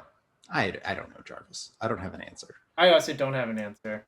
But we're just going to cast our Divinations now that we're so far up, like, and try to get another Thoughtseize or, like, a Veto or something, or a Flusterstorm, Scooter, there's no need to care about life. Like, there's no need to throw away irrelevant life total because we're not playing a blue spell on 2. But, like, you know, it's just, you can't leave equity on the table for no reason. Are we going to persist Mulldrifter this game? I don't know. Depends on what we draw, right? Ooh. So is Teferi the bait spell? Probably. Forces a veto. Why do these decks have no interest in Jace? Which Jace? We can discuss all of the Jaces. I would just KO their Dovin's veto with the Teferi. Yeah, I agree, because next turn you have such a natural curve of just playing both. Yeah, we also have this Teferi as backup to handle their thing. So the reason they don't want Jace, little Jace, as in Vryn's Prodigy, exposes you to spot removal, and it's kind of important here to like not make your opponents like lightning bolts or prismatic endings into live cards, and it's pretty slow. And if you're talking about big Jace like Mind Sculptor actually has an issue where it's really exposed in this format. Like, people are playing a lot of creatures that attack Jace really well, and you are not playing anything that defends it. And that's like a pretty consistent issue with Jace in the current era of Modern. It just doesn't like start with enough loyalty or add enough loyalty or self-protect. It's a pretty big issue. They have one card in hand. I would actually just slam Teferi 5. Agreed. I'm getting another Hallowed Fountain, I think. Why do you need white mana for any issue mendings? Yeah, double mending, right? Yeah, I'm just wondering if triple black matters. You can't get a Godless Shrine, so I would probably get Hollowed. That's fine. Yeah, Jace has actually just been really, really bad every time I've seen it cast in this era. It's over. Yeah. I don't know if you people have played with Teferi 5 Counterspell. It is really hard to get out of this situation. Yeah, Teferi 5 is so good. Oh you mean the card that defines historic Jeskai control? This card is just really, really good. Yeah. I mean, Unholy Heat's going to get you regardless. Like, Unholy Heat kills Archon, it kills Teferi, but you're just kind of accepting that Unholy Heat is like lower on the priority list because the decks that are heating are like pretty. I'm trying to think of the right way to say this. You are fighting them on their threat axis, and then heat is like whatever. I think I should just do this with Counterspell backup, right? Yeah, I don't really see a huge reason to delay, I guess. I mean, if they have, like, it would burn a Counterspell from their hand. That's good for me. I mean, like, they are so far behind that if I just exchange, right, they lose. Yeah, I don't see a reason to take a different game action. I think I'm just going to get Island this time. Sure. You're low enough on life that, like... Now it might matter, you know? It gives you margin against, like, 2 Archon triggers somehow, I guess. I don't know. Probably just don't counter a counter. I would counter a counter. They have to... If your thing resolves, they have to discard their card to Archon. Okay. So they're looking for Flusterstorm, I guess? Yeah, so this is the and third... if they fluster, so be it. It's fine. Yeah, you still have Unburial. Okay, we're good. Dovin's Veto is, like, actually the nut, too. Yeah. Oh my gosh, we're untapping lands? What the heck? Why? I would fire... I should just fire Counterspell. No, you should fire Veto. No, you don't want to let them use a Counterspell from their hand if it's in their hand, because you're just going to strip it with the Archon. I'm not casting this until I know what I need. All right. We're done. Wait. We've accomplished the nonsense again. This deck's good. It's not nonsense. I think there's know. too many Mulldrifters, but I like this. So far, the Mulldrifters have been key both of these games. But I guess this is like the mirror where like drawing more cards actually does matter, right? Well, your opponent elected to like quadruple Mulligan to start that game, so... All right, before we get back to more stuff, let's give a shout out for the donation. American Cancer Society. It is technically a Cancer Awareness Month, if you knew that, Ari. I did know that. Yep. So if you want to support the donation, any amount helps. We're trying to get to 10,000 this month. But, you know, I set a high goal. If I fail, so be it. I'll just have to try better next year, you know? We're not doing standard throwback. Well, I don't have an excuse so far. We'll get there. It's fine. Go over a deck list. Okay, we'll do this in a sec, but Ari, we should get some water because hydration bot is important. Oh, I do actually need water. I have it right here in front of me. So, everyone, we'll be right back. Oh, he has water, but I don't. Hit that follow button, donate to the stream, and, you know, support the stream however you can. Be right back, one sec. Nice, Dr. Jiggy Wiggy. I'm glad that we are directly paying your research bills. Sporkle. MTG 35-word cycle.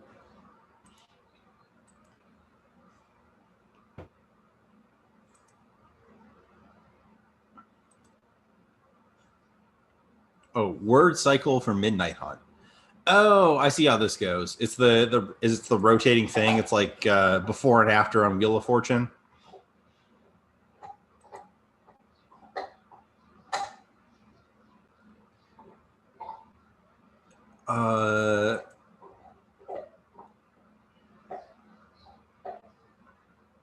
Okay.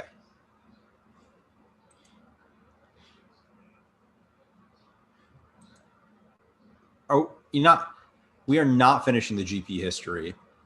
We can continue the talk of GP Seattle from my side. So the intermediate story of this is, so I let off on not wanting to go to the GP to booking a flight to the GP like 2 weeks out, to audibling decks after playing the PTQ with 5-color Bloodbraid and being medium on it, to top 8ing the GP. So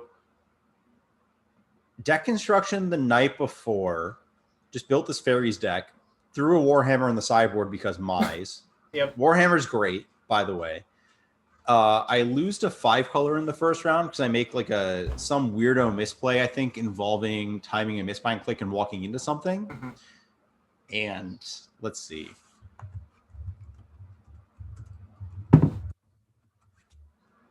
Let me see if I don't think I ever wrote a tournament report about this. Let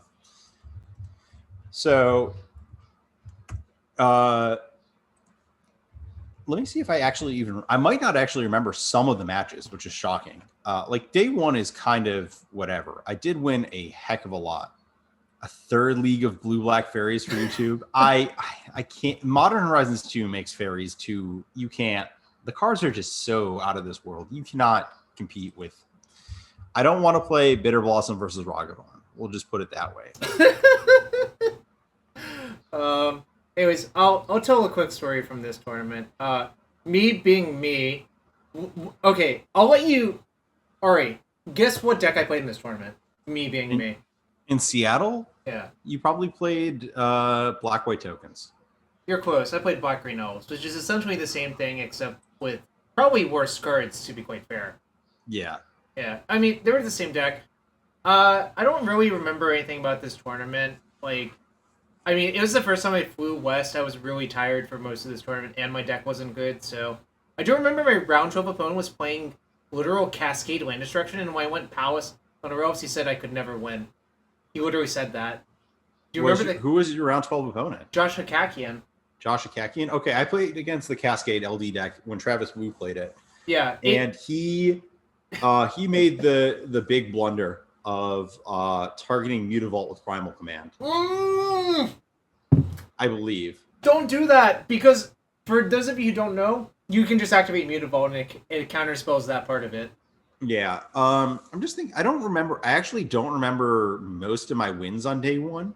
One of them, I know my opponent just like cast Esper Charm targeting Bitter Blossom, and I just kept playing Bitter Blossom and thanking them for the free cards. Yeah. I'm trying to remember. I played against Dwayne St. Arnaud. I know on day two, that was that. I played against Josh Ladeika, RAW guy. We had like a fake feature match of 5-color blood versus fairies. And I remember the last game 3, I like mulled the 5, Jarvis and then clap, he smiled Jarvis and flashed clap, me a Jarvis double clap. reflecting pool hand. And we just had both like this loose game where I think my 5 like casted Bitter Blossom before he could produce mana to cast spells, and he died. All right. That aside, I think that format kind of died. Like that was towards the end of it, if I remember, because Seattle? well, the month after didn't what the hell was the set that came out? Zendikar, right? No.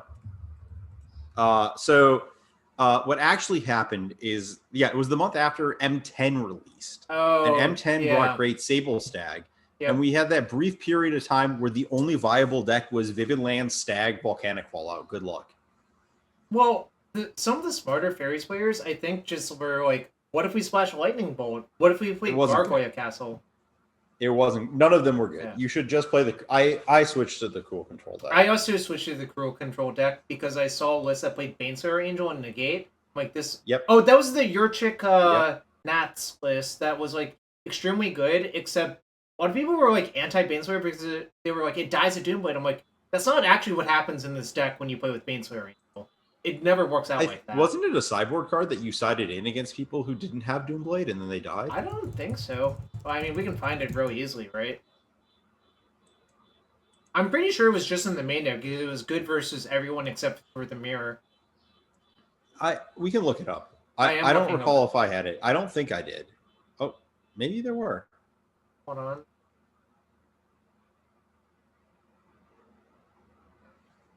Charles Gindy was also playing Cruel Control. Yep. And Todd Anderson was the last person on this team. Wait. Yurchik didn't have Baneslayer by that point. It might have been a British Nationals thing, actually, then. Possibly, yeah. By the end, it was 4 Baneslayer main deck? Possibly, yeah. Wow. Brad's deck is kind of good. Well, kind of. No, well, it's not good. It's just... it's a very Brad deck, right? Yeah, from this era, Brad was very much known for playing these like mid-range color that could never beat control decks, right? Yeah, something like that. Yeah, this was it was a good event. Sadly, the U.S. national team got DQ'd from that event because Gindy like had there was a fiasco. Yeah. No one cheated, but they got DQ'd. We're just gonna leave it at that. All right. Yeah. So someone from the chat redeemed go over a deck list, but it actually is this sort of weird like trivia thing, except it's more like a riddle, not. So the way this works is you start with Flametongue Kavu, then you look for a card going next that's Kavu something that's 3 in a red, 3/3 uncommon. So it's a word cycle. The words keep cycling into the next card. If that makes sense. Wait, do we have to start at Flametongue Kavu? I know the 2 before it. I mean, if you know them, just go for it. It's Geist Flame, right? Yeah, it's Willow Geist into Geist Flame into Flametongue Kavu. I mean, you can go backwards too. Like core set 21. Homeland's rare is Autumn Willow. Midnight Hunt is Augur of Autumn. Kaldheim is Frost Augur. Yep. And Blessing of Frost. Frost. I forget what the name of this card is.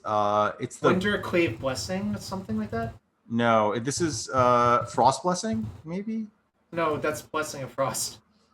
Throne of Eldraine Sorcerer is the Adventure is Ray of Frost. No, it's not Ray of Frost. It's the Ice Queen. Ice Queen. But the frost part of the Ice.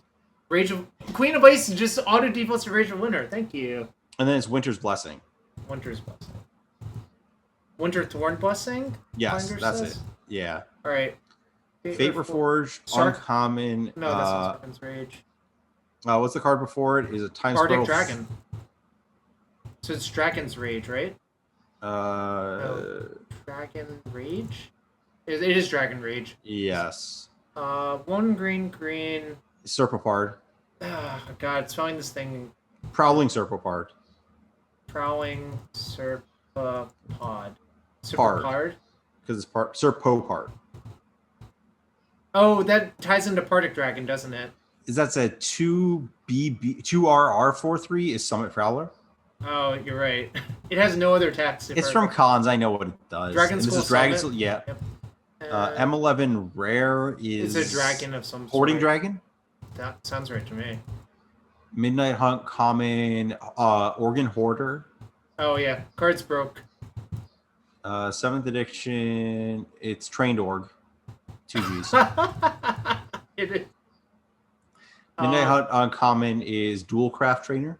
That card is really good. Love that card. Yeah, Yep. really, really good.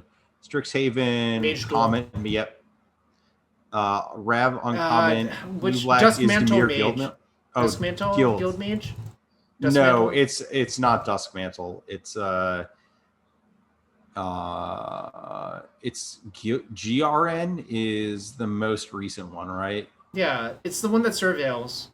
No, Duskmantle's the next one. It's House Guildmage. That sounds right. Midnight Hunt, burn down the house. Oh, that card is seeing standard play, if I recall correctly. Yep. Is Ice Ice Age Age Common Soul Burn. Yep. Yep. This is Cavern of Souls. Yep. And Water Veil Cavern, I believe. Yeah, I'm gonna. This is the blue black shit land. Yeah. Corset 21, uncommon enchantment for 3 and a blue.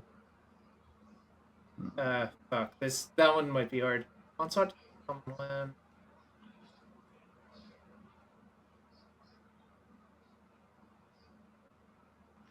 So Onslaught uncommon lands are like Goblin Warrens.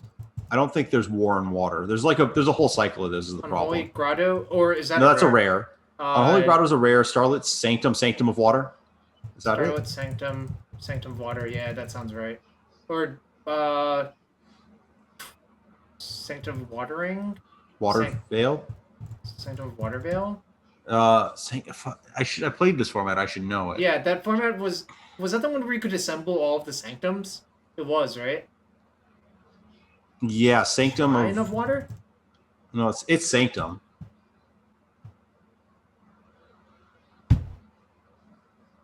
We can get back to that. Falling Star. Oh, you're right. And then one white. It's Shrine of Falling Water is what it is. Oh, you mean Sanctum of Falling Water? Sanctum, yeah. Is it? Is it Falling Water? Sanctum of Falling Water? No. Rising? It's Sanctum of something water.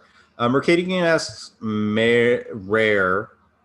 We need a Pat Sullivan for that one. Moonfall? Moonfall? No, Moonfall. That's not right. It's we'll go back one before that. Savior's uncommon. Savior's dub, huh? It's not Samurai of the Pale Curtain, then that's no. Oh gosh, this is like the inverted Saviors of Kamigawa. Oh, Sanctum of Calming Water. Yes, that's what it is. Sanctum of Calm Thanks, Waters. Steve. Yeah. Calm Water. Oh, Calm Waters. I see. Tempest, Red Rare Enchantment. Savior's Hand of Honor. Yeah. Oh yeah. So this should be Honor. Before or Honor. Yes. Yeah, Honor of the Fallen. And Tempest Rare. That's hand. So it's the hand. It's the hand-to-hand combat. Hand-to-hand. Oh, hand-to-hand. Just hand-to-hand. Betrayer's 1,000. No. Guided Hand. No. Midnight Uncommon blue-white. I mean, is Faithful Mending. Mending Hands is the Betrayer's common. This is the prevent 4. Mending Hands. Modern Horizons 2 common instant for. I'm going too far back. Midnight Hunt common instant is Blessed of Faithful. No, it's Unbroken Flare of Faith. Flare of Faith sounds right. Yeah. So this is Lens Flare. Yep. And this is oh god, this card was so bad. Whatever it is. Stupid Lens. It's Infiltrator's Lens. Infiltrators. I'm spelling it wrong. Infiltration Lens? Infiltration Lens? Oh, you're right. Midnight Hunt is Harvest Tide Infiltrator. Harvest Tide.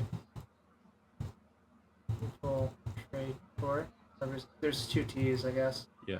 No? Oh god, spelling is so infiltrator. Midnight Hunt rare is Graft Tide Harvest or something like that. Ghoul Caller's Harvest? Ghoul Caller's Harvest. Ghoul Caller's Harvest. Also, I think we would probably have a match. We do. I can just pause this though. Yeah, pause it and we'll be back. We'll be back. We'll be back for that. That's a good one. I think that one was just made by Armath because the set just came out. So, gotta update this Oracle. Our opponent was the last team playing Blue Red Murktide. I would like to play first, yes. Nope. Alright, this is fine. Yeah, I probably would ship. It's either Mending or Mulldrifter. I think this is Mulldrifter, right?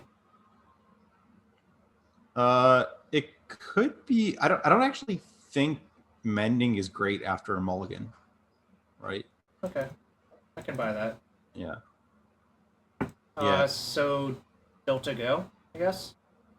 You want to play Flooded Strand because you want to fetch a black land and you've already fetched the see. basics. Yeah. So you want to get I've been doing planes, yeah. Yeah. I want to Lovestruck Beast. I think I haven't done like infinite drafts, but I've done like 15 to 20-ish probably, but I've been doing like a lot of deep diving on it.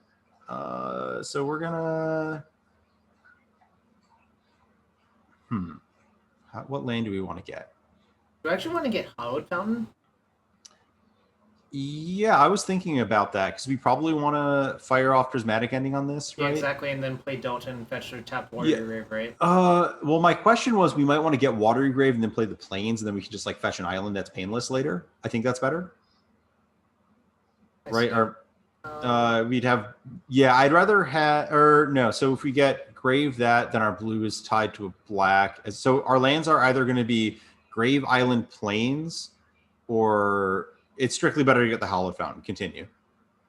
Who are my bets for Worlds? I selected Paulo Vitor Domina Rosa. Oh, funny you mentioned that. I also selected Paulo Vitor Domina Rosa. It's hard to argue with not picking Paulo, right? Yeah. All right. I would play the other fountain and get that the heck out of here. You mean Strand? Yeah, you know what I meant. Yeah. I mean, this is getting Hallowed Fountain, I assume, is what you mean. The Strand will get Watery Grave. Oh, no, you're right. Then, like, I'm set. Then I can even get double black, like, pretty painlessly if I need to. Right. Yeah. I assume just firing Teferi here every time, right? Unless if you think evoking Mulldrifter is better, right? I'm trying to think what I would do here. So if I get countered, what are the odds they can throw? If I plus Teferi, I think I would play Teferi, yeah.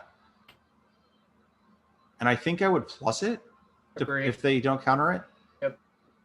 Because then it forces them to, like... What other types? Instant creature land? Yep. At instant creature land, I might... No, I think you still should, right? Like, because they'll have to tap out, and then we can, like, do our thing. I don't know. What thing, though? It's still like a Mulldrifter? I guess it's close. They could have a bolt, but the fact that I'm just, like, looking at this and, like, thinking they're... I guess they would have Serum Visioned if they had it, so they probably don't have a sorcery, and they probably would have bobbled if they had it, so they probably don't have Delirium, so you're probably good to do this. Yep.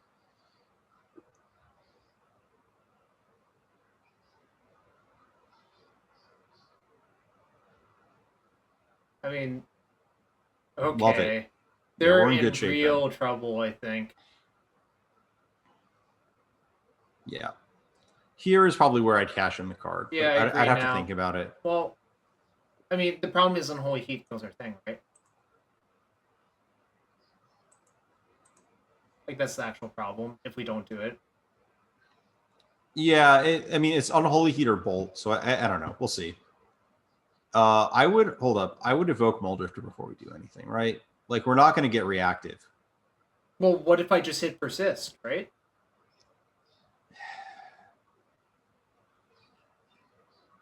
I guess that's fine. Wait, do we want to minus first then? We Oh, want you're to, right. yeah. Definitely minus first then. Because that makes it real easy, right? Alright. I think I should cast this, right? Because, like, this is the safest turn to do the thing, right? Yeah, I'm trying to think what land we want to, whether we don't want to do that first. So yeah, let's cast it.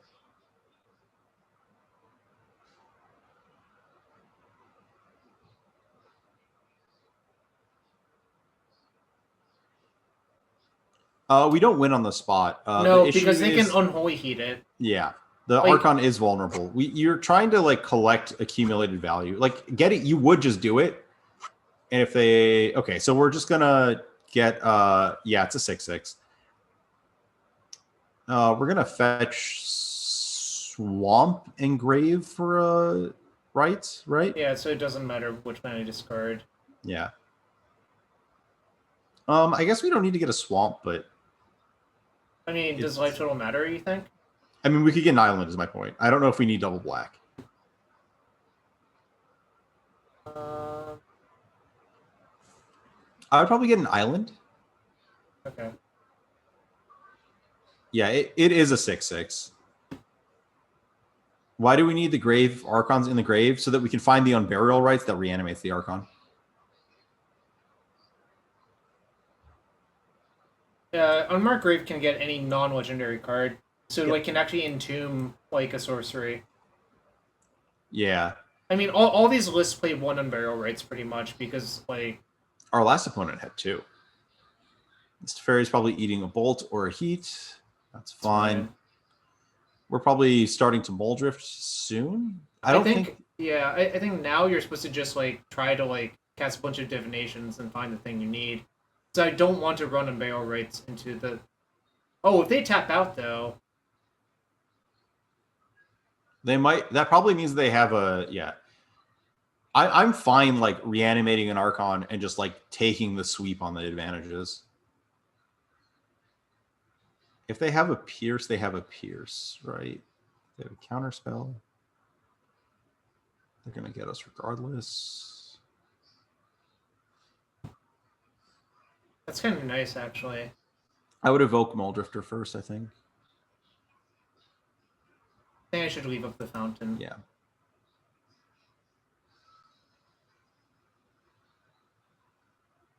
Powerful magics.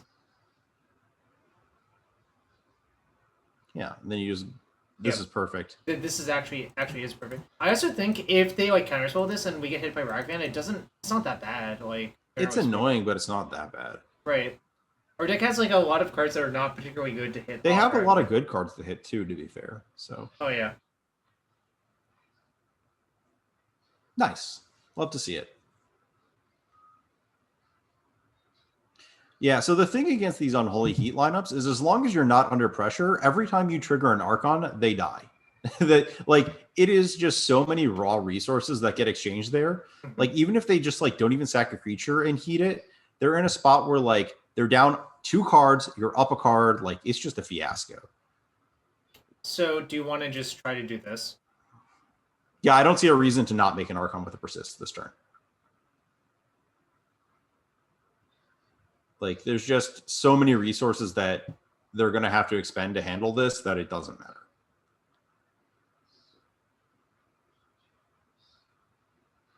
And if they have 2 counter spells, they have 2 counter spells. It's not. Well, then you still have a rights, so like whatever.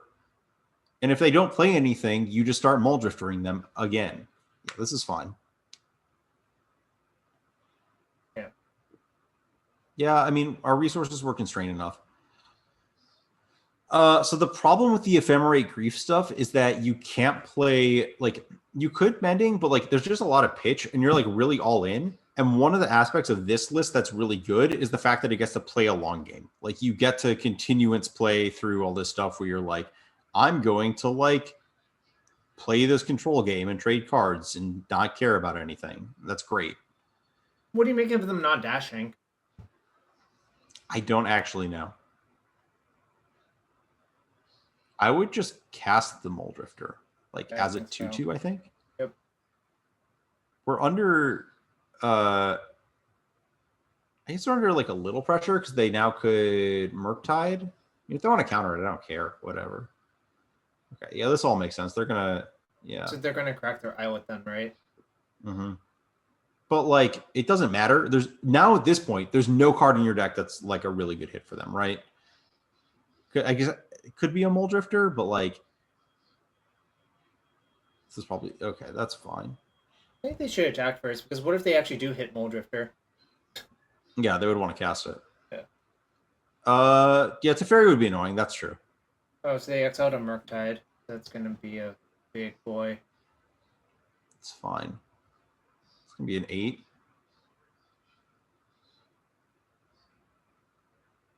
I think you cast it, I guess, but I feel like we're behind now, for sure, though. I mean, if they have a third counterspell, right? They'd have to have they've had counterspell, spell pierce, and 2 Archmage's Charm. So yeah, they could have a second counterspell. So Thoughtseize would probably well, should I play around Spell Pierce number 2? How big is there? Is it a 7? It's an 8. 8. I would not. Yeah, I think I'm supposed to just do it, and if it works, it works. If it doesn't, Yeah. so be it, right? Yep. And we're supposed to leave up leave up the black. You might draw Thoughtseize off the Archon. No. Okay. I accept this. I was not going to accept. Do I even want to play this land?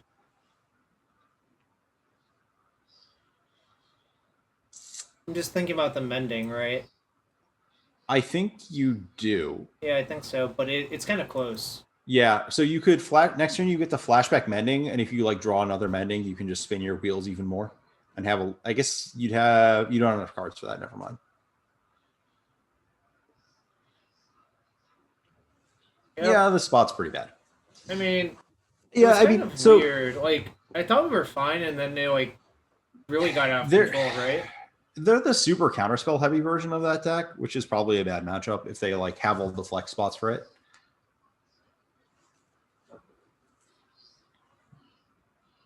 I mean, it doesn't look like it, but I think their deck only plays 18 lands as well. Right? I mean, sure. Wait, they're scouring me?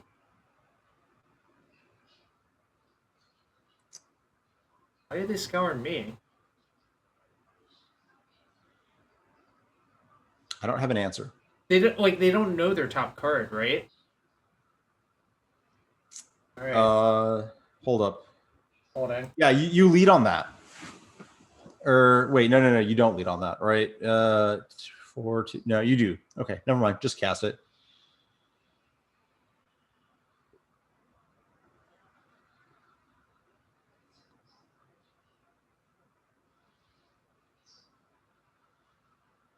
All right, I could never win this game.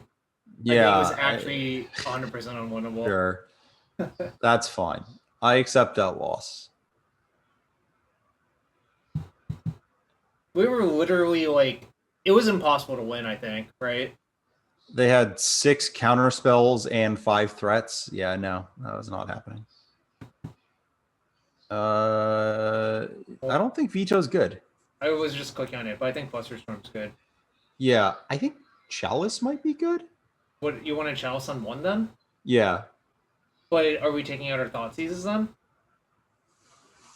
I think I had Consider in the deck when I was boarding this in, so it's a little different. But you can take out, like, you don't really have to. You could take out a Thoughtseize. Thoughtseize isn't the best against them, to be honest, just like the super heavy cantrip stuff. You could also board out a push on the. No, I don't think I want to do that. Well, you're pretty heavy on answers there. You might want to split, turn the push into a dam and then have the Chalice in. Well, this is 61 cards still, right? Yeah, you could. Mulldrifter looked okay. You could trim a Mulldrifter though. And you want to turn this into a dam? Yeah, just to peg on the play. You really want to kill their Murktide, right? Yeah, you actually should have the push instead of Prismatic Ending. Oh, because it's an instant. Yeah, you got to kill those Ragas. And Teferi's good. Counterspell's good. Persist is good. Unmarked Grave is fine. I kind of want a Chalice on the play, but maybe that's wrong. I would. I mean, what are we cutting for it? Like more Mulldrifters then? That would probably be it. We do not want EE. I've been really unimpressed with EE against the Dragon Rage Channeler deck. It's just too much mana on the exchange. And if they have two things for that long, you're kind of dead. So Spellbomb is, I think, the wrong type of fight you want to fight versus them. I actually kind of like it, but I don't think it's required. So I would try and get a Chalice in the deck, but I don't know for what. It would have to be Mulldrifter. All right, we'll shave one. Or the Dam, but yeah. I think their deck is like especially vulnerable to Chalice. So should we play around Blood Moon this post-board game? yes. Yeah, if we can afford to, right? Yeah. I kind of think a lot of the time this deck can't really afford to, if that makes sense, but it is easier when Ending is in your deck because you just need to fetch like Island Plains. All right, I'm just gonna mulligan. This hand is like pretty awful. Yeah, I don't like that hand. Yep. I guess I keep like. Yeah, what's wrong with this hand? We a fetch Grave on one, yeah. And we ship an island or the Mystic Gate. Oh, ship should the I Mystic ship Gate. Plains? No. You have all of your basics for Yeah. that. This is the thing I was just talking about. Right. I'm not going to Thoughtseize on one. No, you do. Why don't you want to Thoughtseize a Ragavan if they have it, you're Jarvis? right. You're right. You've got to trade for their 1-drops. Like you've got to. Like I understand that they get to keep playing a continuance game because of Expressive Iteration and Archmage's Charm, but you also can't just let them have the 1-drop when contested. That's a relic, by the way. Relic, Ragavan, and some. I think I just take Ragavan, obviously. Yeah, I don't really care about this. Relics, yeah, we can defeat the Relic in the long term. Like we'll just their hand doesn't actually have a good long term because they just have a bunch of Murktides with nothing to fuel them. Our graveyard doesn't actually matter. I mean, it might at some point, but it doesn't right now. Yeah. You've defeated my Flooded Strand opponent. Yep.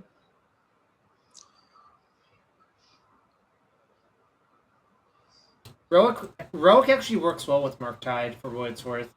But You go big. yeah, I'll let you figure it out. I would play the Marsh Flats. Yeah. Am I just fetching Swamp? What?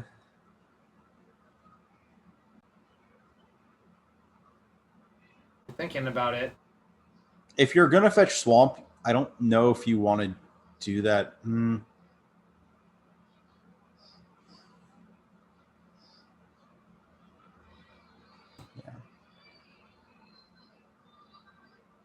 I mean, what do you want to do?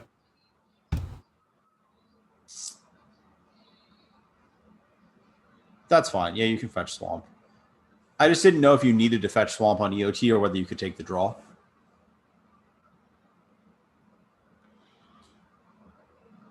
Okay. Right. I'm going to cast. Yeah. Yeah. Just fire it off and plus.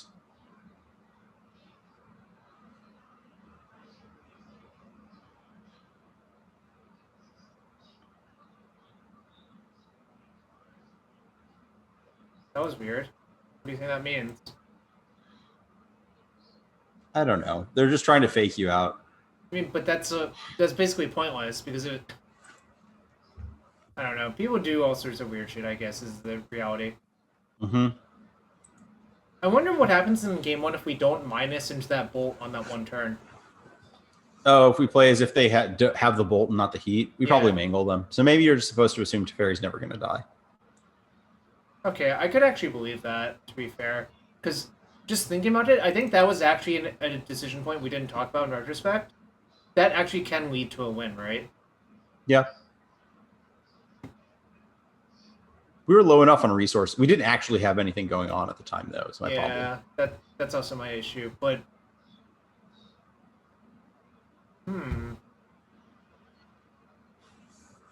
we should just play the island and evoke that, leaving up. Oh god, this is actually awkward. We should leave out the blue-black.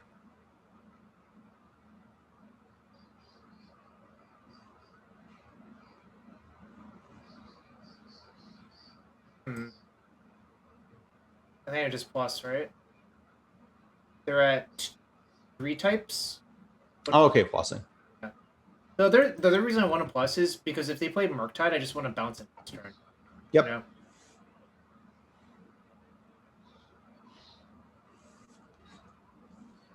Barry doesn't let us EOT evoke Mulldrifter's trash.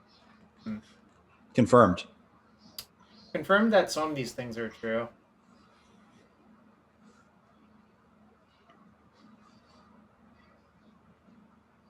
Are we supposed to have Teferi 5 inverse them? If this is like how the game's going to go? I think that having a 5-drop in your deck is a big problem. Fair enough. And Mulldrifter is acceptable because of the split card. Yep. Yeah, Mulldrifter's just really in now. It's kind of weird.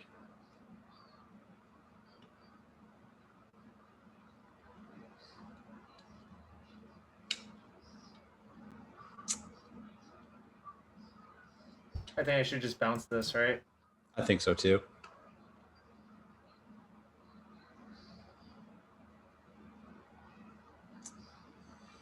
Play a tap land, right? Yeah, probably Water Your Grave. Yeah. Because, like, blue sources are basically always at a premium in this deck because of Counterspell. Yep. Our hand doesn't really go anywhere. That's kind of Yeah, we're not in the greatest spot just based on, like, resource position. We counterspell this Dash Ragavan. Oh, I counterspell that too. How do they have so many cardboards? What happened? I guess they get a bunch of draw twos. Yeah, they played 2 draw twos. And our deck doesn't really do anything, right, in this board. Yeah, we are building up to just casting freaking Archon from our hand.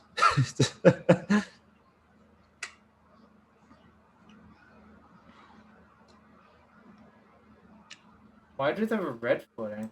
Oh, I see. Okay.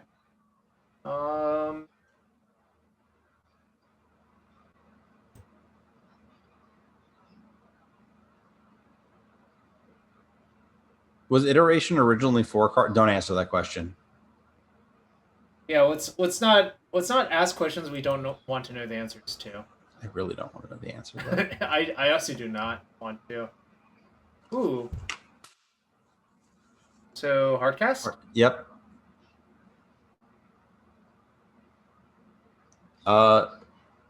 Is Scooter allowed to link? Yeah, you can link. I assume you're not gonna like get us with something. Plus. Yeah, plus. Do we draw step Thoughtseize? I don't think it gets better any other time.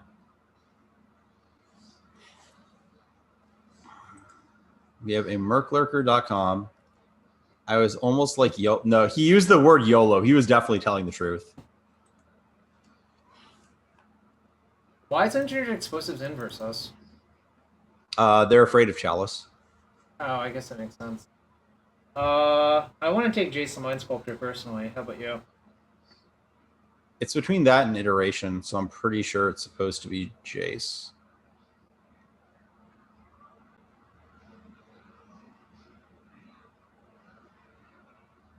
Currently, they cannot defeat this Teferi, which is kind of nice. This is really absurd, just the degree to which they cannot defeat this Teferi. I'm definitely blocking if they attack, though. Yeah, what's Mulldrifter doing? It's dying for the cause. Fuel for the Cause? Remember that card? No, I don't actually. 2 blue, counter target spell, proliferate. That's why I don't remember it. Why? You didn't draft Scars Block? I'm certain you did. I don't remember it being a good card. It was a bad card. That's why I don't remember it.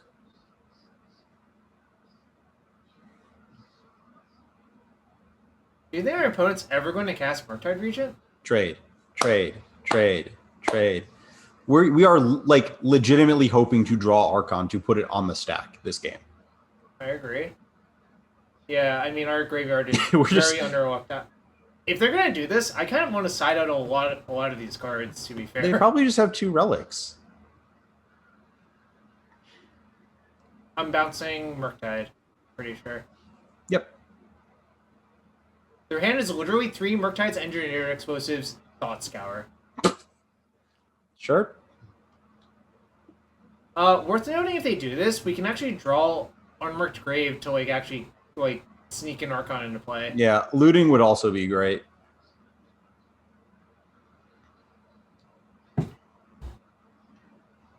Backup ban? I don't know. I'm not. No. It's actually kind of fine in modern. It's totally fine in modern. Is that a 4/4? Doesn't matter. I would like to draw a card.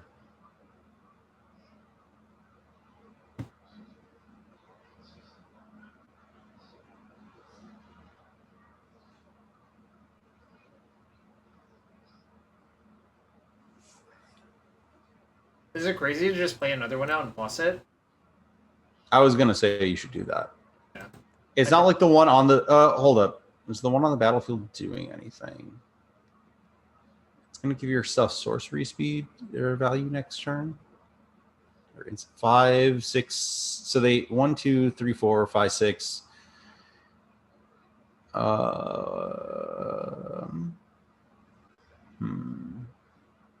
I don't want to play the one here. Okay. So just No, we're not cycling because we're trying to bounce their Murktides. Yeah, we just want to keep Murktide on lock so we don't get killed. Holy shit, this is a long game. But that's because mostly the relics don't let us do anything, right?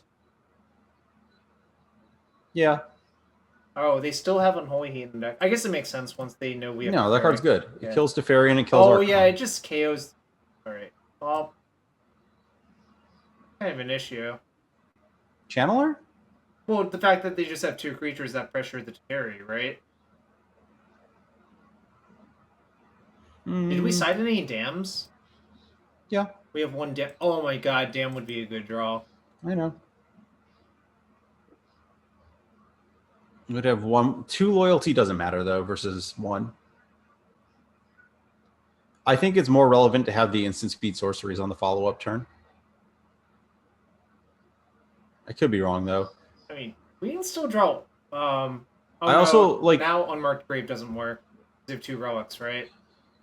Untap. I haven't done the math. Yeah, that's what it looks like. So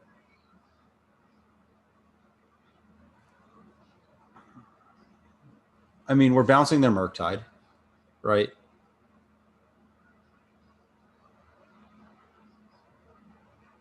Unmarked Grave does work now. By the way. Yep.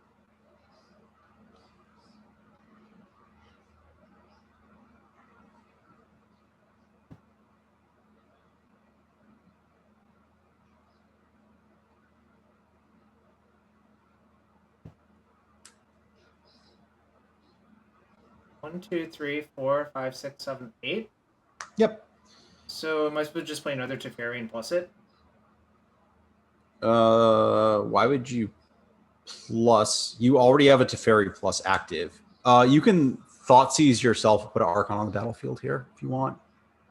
Oh, I probably should do that. That sounds really good. Yeah. You should do that. Because I don't really know what you're supposed to do there. Yeah, our math, we're like half a second behind. We're in the range.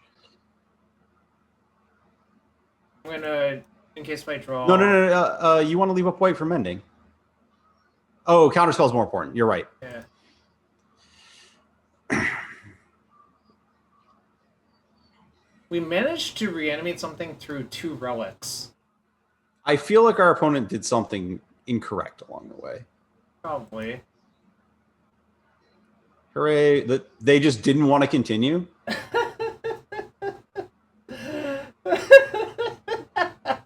Chat.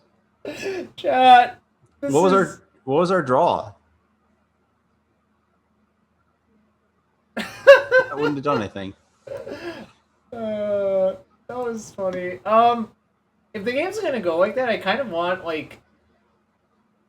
You would want the cards you want are. I would take the Chalice out on the draw. By the way, for a P ending, I think. I think you just need the endings on the draw. Do I want another Thoughtseize? I think so. I think the Seizes and Mulldrifters are good action. Okay. Can we shave down on, like...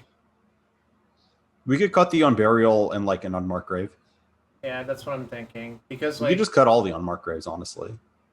Just become the Waffo deck. Veto, I don't know how much we'll be in position to fight over counterspells necessarily, and it only counters Expressive Iteration on their end.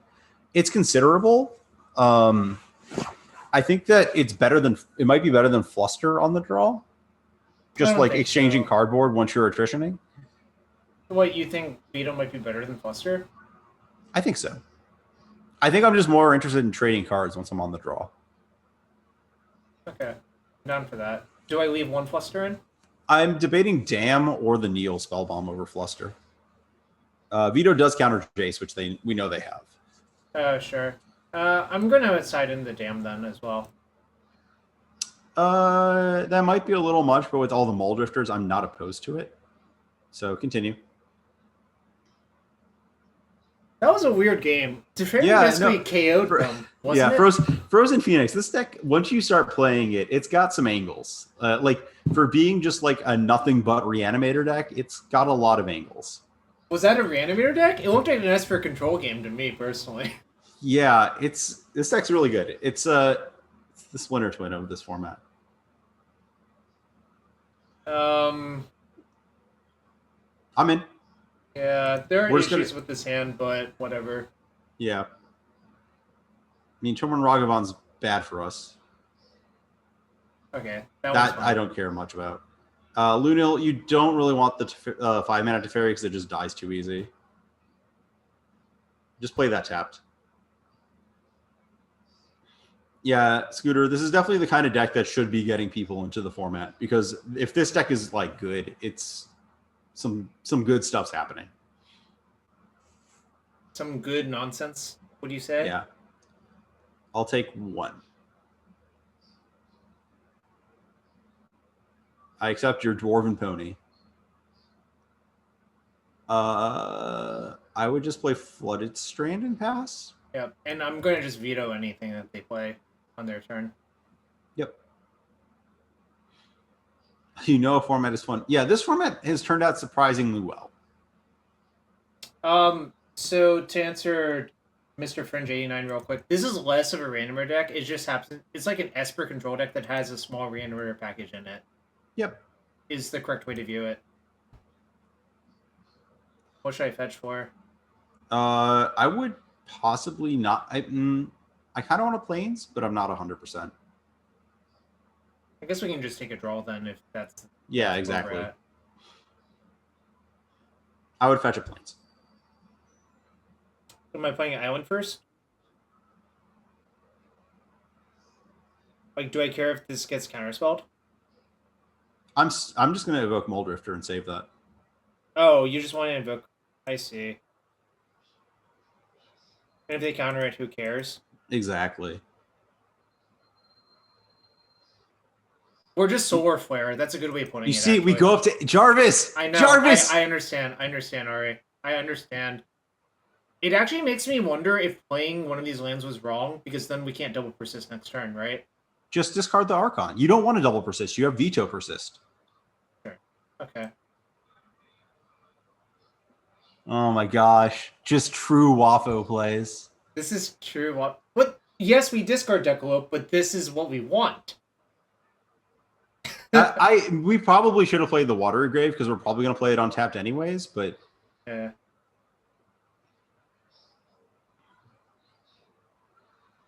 Yes, we clean up step because we had 6 cards in our hand. We played a Divination. We had 8 cards, and we discarded Archon. We're also in position where we have mana to pay for a Fluster. Yep. Am I just fetching Swamp?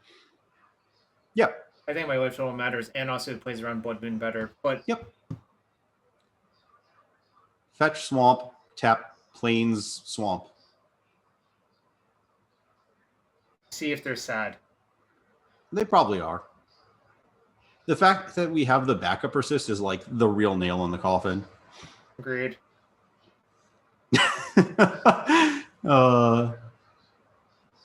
This smells like counterspell, which I am.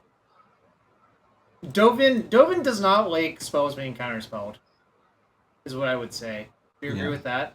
Yeah, I just really love how this whole thing plays around. Let them do the thing. Yeah.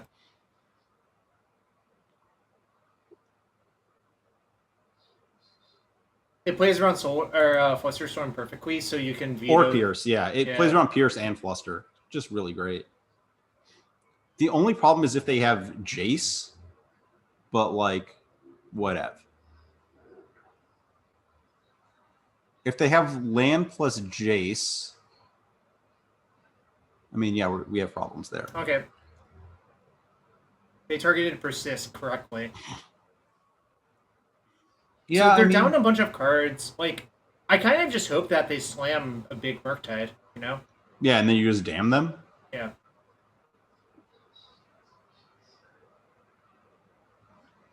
Those are still 1/1s, right? They are. They only have 3 types. They actually got enchantment to the graveyard, which is not that easy for them, right? No. What's the isn't there like a art like what's this Artificer's Assistant is about where we're at now? Yeah. Please don't be Jace. Ah shit. What's wrong? I mean, that's fine. We can wait, why did they play land first? Oh, they wanted to preserve the surveils, right? Yeah. But it's so hard to get a 2 from 1 that way, right? In their deck?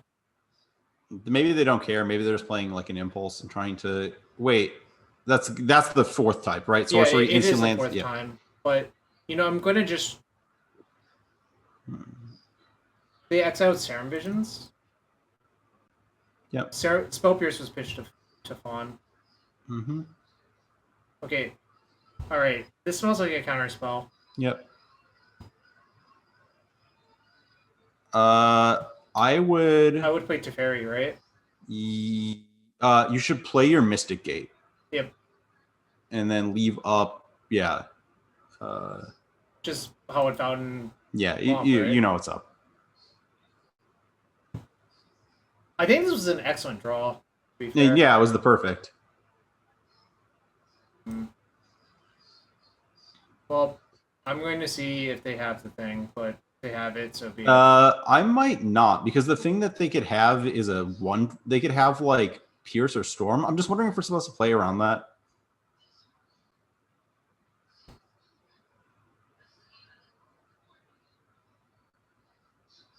If we ending, they Pierce anyways. Yeah, we should persist. You're right.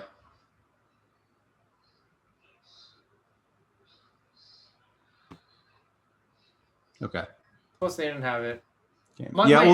The issue is that if you like do their thing and they have a Pierce or Storm or whatever, then you're just kind of screwed anyways. To like you're going to 3, it's just really bad. This is fine. You'll just mop it up from here. You're up so many cards. They discarded Counterspell. Block. Yep, I'm 100% blocking. Actually, going to 9? No blocks. Oh wait, actually, you're right. Or wait, yeah, if they had the heat, they would just take care of it. Yep. So you just play around Lightning Bolt, right? Yeah. They've conceded from the game. Oh, we weren't even the last match. Yeah, nice. Let's go finish up this Sporkin. The Sporkin. Let me find the Sporkin. Here's the Sporkin. But I can't see it. I know. Let's plug the fundraiser again. Yes. It's October. That means it's Cancer Awareness Month. If you want to support the fundraiser, donate to that campaign. Trying to hit $10,000, which is obviously a lofty goal, but I believe in you, Twitch chat. You can $5. If just 2,000 people each donate $5, it's $10,000. That is how that works. Yes. And now we will get back to our regularly scheduled Sporkle, where we've won over matches, and we've had P Megas Jarvis open. clap. Jarvis clap. TBD rare is Phoenix of Ash. Ash. And the next one is Ash and Ghoul. Ash and Ghoul. Yep. Midnight Hunt rare. It's the Phoenix. What is it called? Sunrise Phoenix. Sunrise. Sunset. Set. Sun Phoenix. I don't know.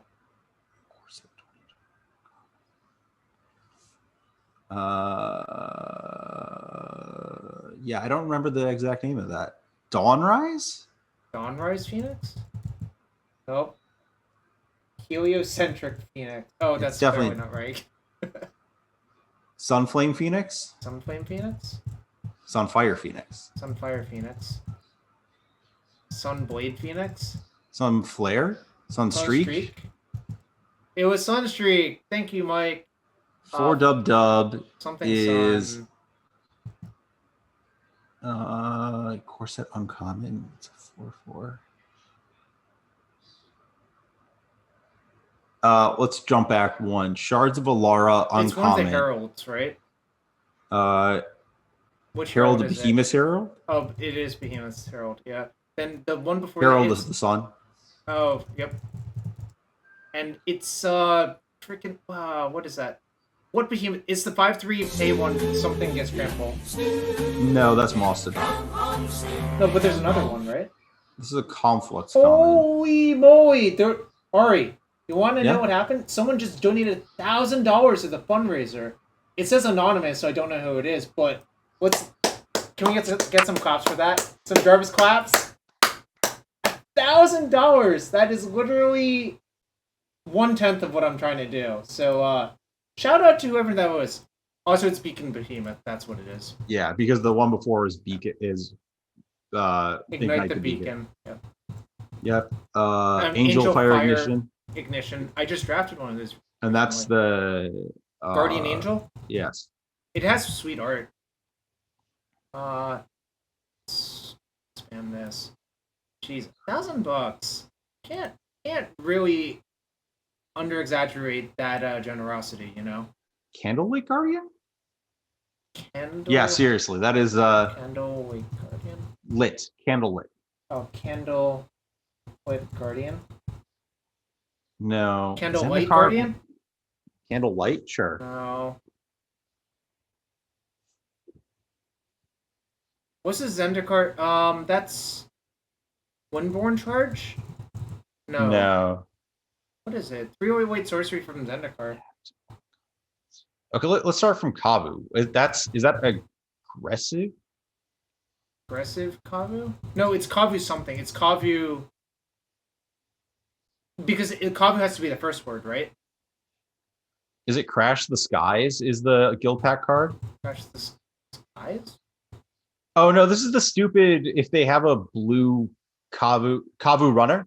Kavu Runner sounds right. Yep. So this is run afoul. Run afoul. This is foul play. Midnight Hunt Uncommon. Play with fire. That card's pretty good. This is how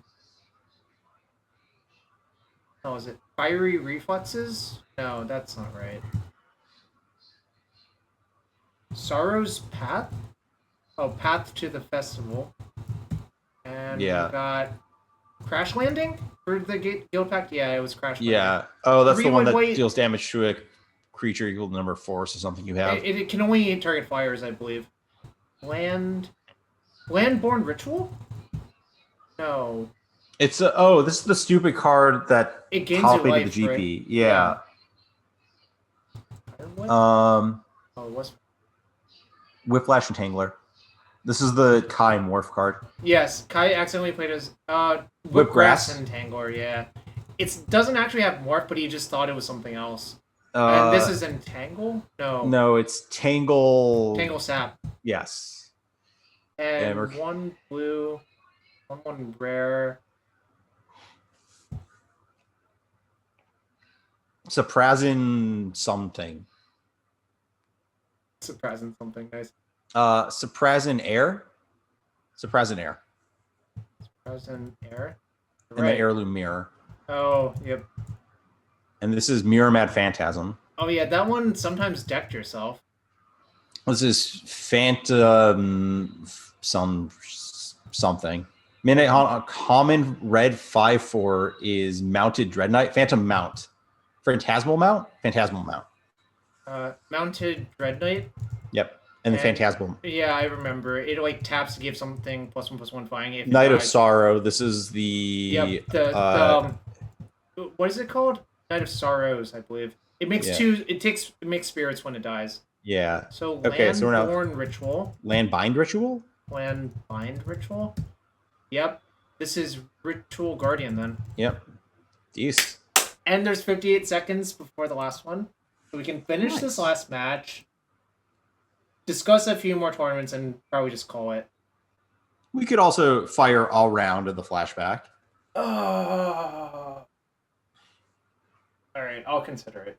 Okay. Actually, I have to open a chest for P Mega because P Mega is here every month, being that Twitch Prime sub.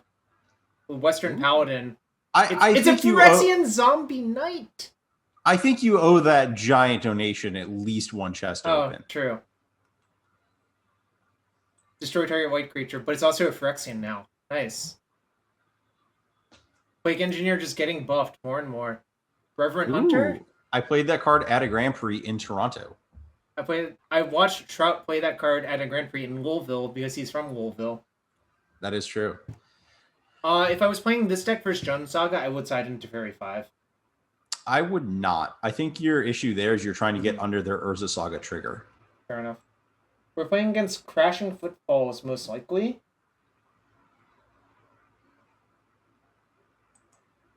But, I mean, not much to be done, right? Oh, no, they're revealing Companion, it looks like, so it cannot be Crashing Footfalls. Right? Yeah. I mean, once they Companion, we'll know what it is. Right, but it's 60 cards, so it can't be Yorion. That's a great point. So it's probably Loris, because Loris is just one of the best cards in Modern. Luris is the most important card in Modern. Tell me more on your Modern podcast with Dom Harvey. Oh, no, that was an article. Most important cards. You do a listicle. I guess you could do a listic pod, but listicle sounds better. I guess you could do a listicast. Listicast? Luris. Well, this is a triple mull. I don't really like this hand. I liked the having Fatal Push against Luris. Oh, yeah, perfect. This hand's really good. So, what do I bottom? Probably Faithful Mending? But I don't know. It's Mending or Thoughtseize. I think it's probably Thoughtseize. What if it's just a land? So, Godless Shrine, see you later. Yeah, that would be the one I'd get rid of. So are we going Grave Thoughtseize then? Yep. Oh, I guess we were supposed to keep Godless Shrine, but continue. It's the least pain if we have to ending a 1-drop. It's hammer time. Okay, this is a great hand to keep here. What? Main deck Neil Spellbomb, you jerk? So should I take Neil Spellbomb then? Esper Sentinel's not problematic because you exile it on the spot. So yeah, I would take Neil Spellbomb. For what's worth, their hand's missing a Pure Soul Paladin or a Sigarda's Aid. Agree. But I mean, they have a Saga, so we'll have to beat a Saga. But I mean, I don't think this deck has a trouble beating a Saga, but also note this is Concealed Courtyard, so it means they have Thoughtseize in their sideboard. I mean, it's reasonable to assume they have it anyways. Right. I mean, they always have like one exile card in their main deck. It's just they're a jerk for drawing it. Do we give them a card? I think I'm okay with giving them a card after Mending here. Yeah. I think we're supposed to just jam, right? Yeah, I really hate waiting for some because it's. I mean, if we didn't draw the Archon, we were not supposed to give them a card. But since we did, we're just jamming. Exactly. Yeah. 100% agree. Archon also just like takes up so much of their resources.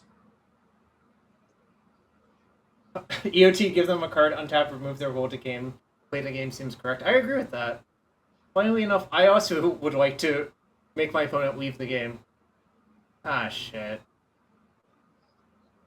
That was a really good draw for them. Yeah, they had 2 shots and they did it. So I think, actually, what we're supposed to do... Alright, we still have to Mending, but I think we just untap and KO the hammer. Oh no, that... I don't know. It's complicated now. Yeah, this is all bad.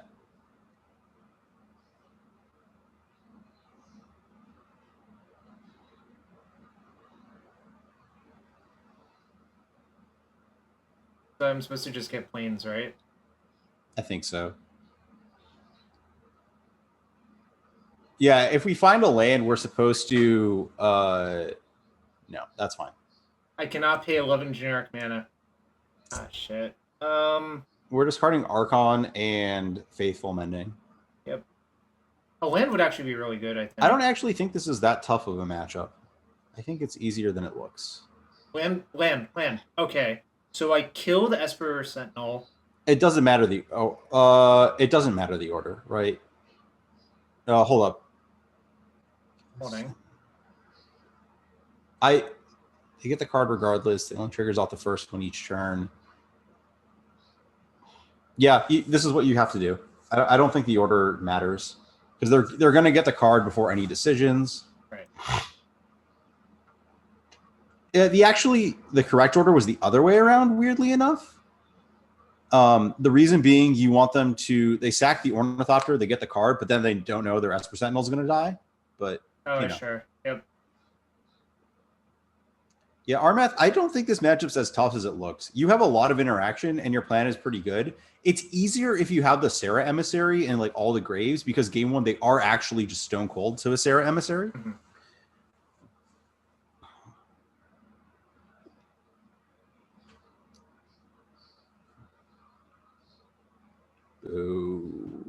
Okay, so do that. So I think what's supposed to happen is I play Teferi, or I attack, see what they do, then play Teferi, bounce the other creature.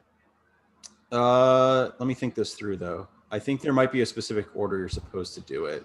Like, you might be supposed to bounce the one that costs mana, and then make them sack the Memnite so they don't have a recast. Oh, I see. That actually makes sense.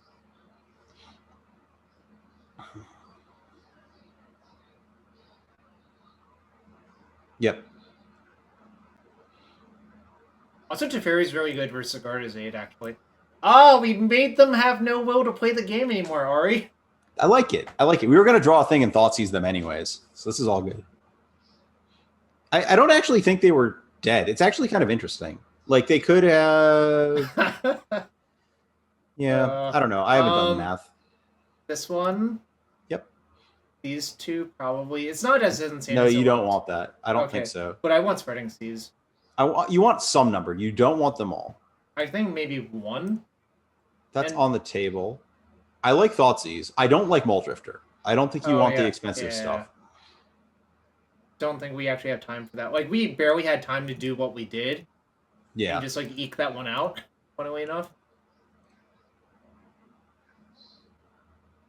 I don't want to Chalice on the draw versus them. I don't even really want to Chalice them on the play either.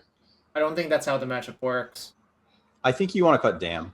It's just so clunky. Yeah.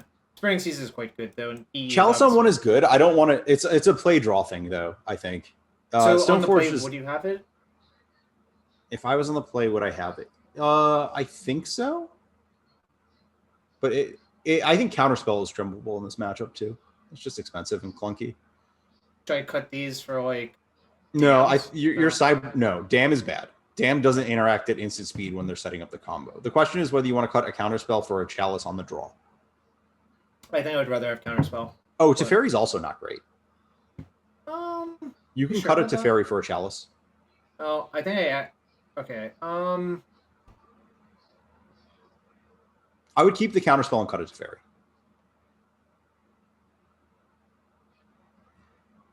Because, like, Teferi's really just, like, breaking up an already established short combo for the most part. It's not the best at doing anything else, and it's not really stabilized in this matchup at all.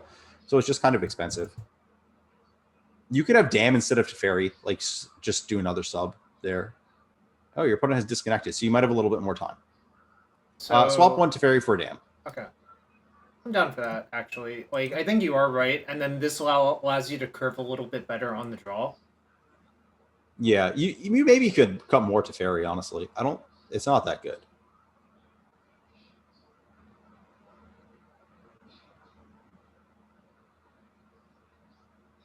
I'm still debating if I want to tell war stories or play one round of this stupid standard flashback.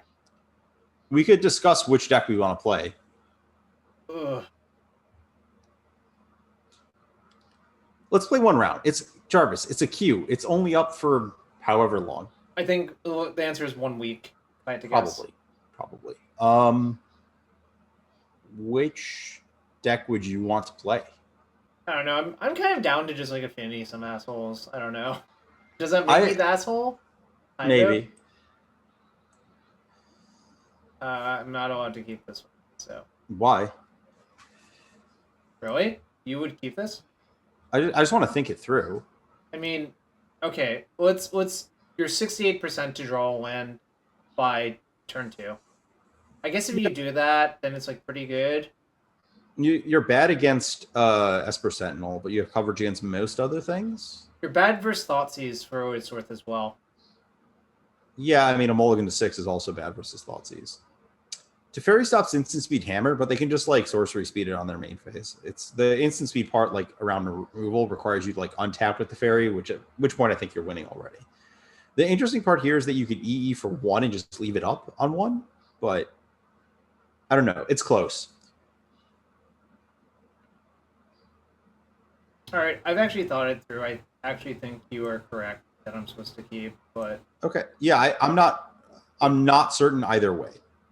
it's definitely close.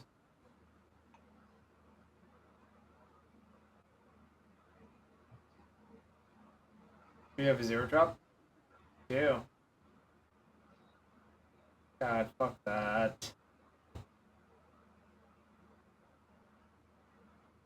Yeah, we're supposed to EE on 1 here.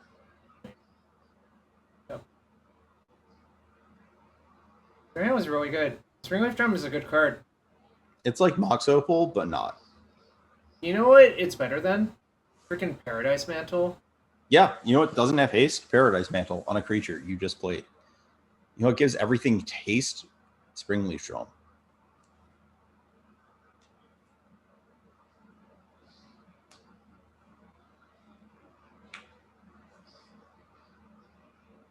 What? Lurrus. They picked up their Lurrus.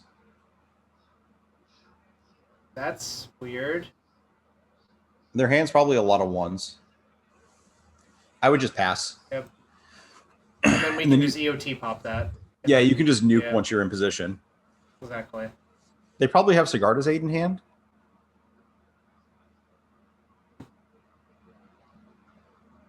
If it's a pure still, I think I'm priced into counterspelling. If it's the Lurrus, I think you're also priced into counterspelling. Yeah, we got a raid from Wing Tussar. Thank you. Alright, yeah, I have to counterspell because if you don't counterspell, the problem is then, like... The EE doesn't do anything. Yeah, exactly. Yeah, you give them a card, but whatever. You're trying to set up a game where their cards don't matter. That's fine. None of our cards matter either. They're going to take Persist. Whatever.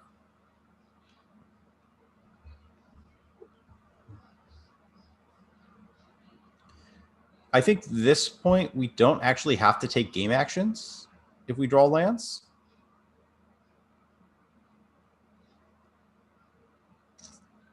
I don't want to take a game action. I agree. We need to save this Spreading Seas for exactly Urza Saga.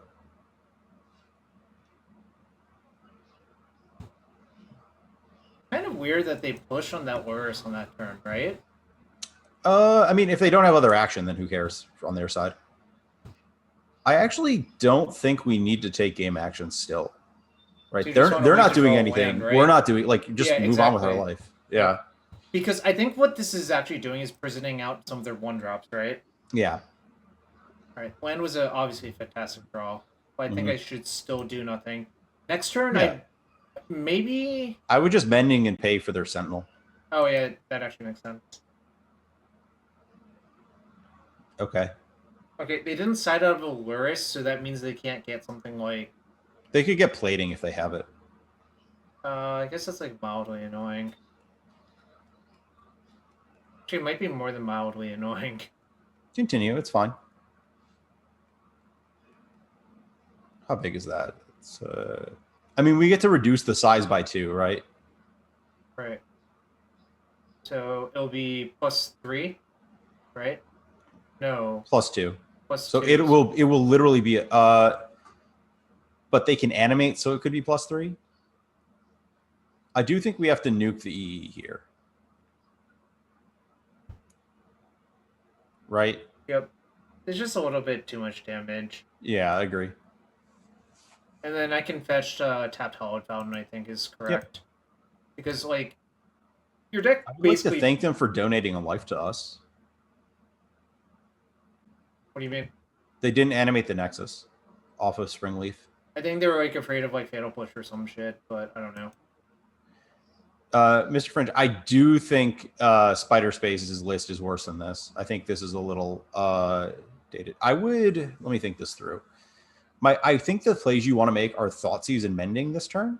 I think I should Mending first, then. I would. I think you're gonna. Have you played a land? You have not played a land. No. I kind of want to Thoughtseize first, but I don't know why. I don't think that the cards in your hand change the Mending. I think it's more likely that the cards in their hand change your Mending targets. You can Mending into land first or Persist. Okay, yeah, that's fine. Yeah. I respect that. That's not it. But this is definitely going. Archon on Grave. Then we Thoughtseize them, right? Yep. Kind of awkward that it's that land, but whatever. I see. I take Colossus Hammer. Yep. Move on. So we're at 10 plus 2, 5, 4. So we're going to go to 4. We can Mending. And we can Drum. They draw Thoughtseize? That'd be rude. They should take Spreading Seas, I think. I think they should take him Spreading Seas, right? Well, that bridges us into an Archon indirectly, right? Via like we'd be able to.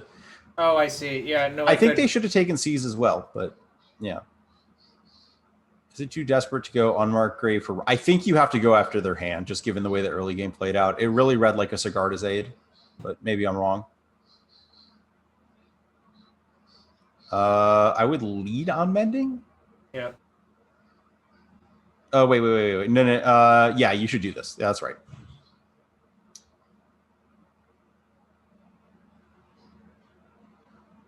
Discard Archon and Counterspell. Yeah, and just Spreading Seas the Nexus and probably play a tapped Auto Shrine. Yep. We're dead to an artifact, but that's what happens.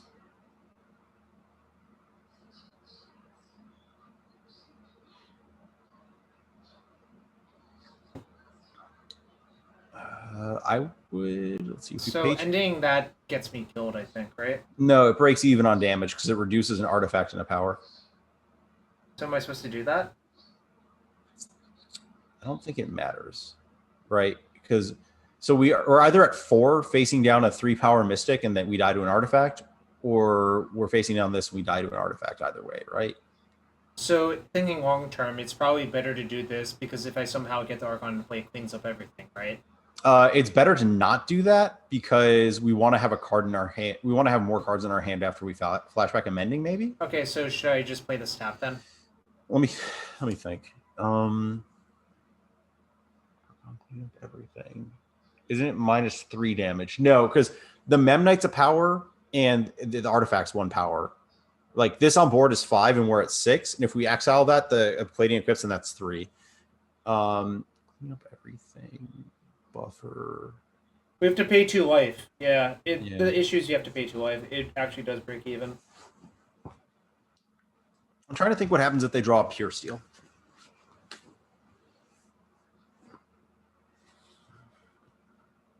Nothing, right? I think you're supposed to exile. Okay, I think so too. Yeah, killing the Mem Knight's a better play if they draw a non-artifact, because then if we draw exactly Unburial Rites, we can do that and just have Archon staring down whatever they have. Yep.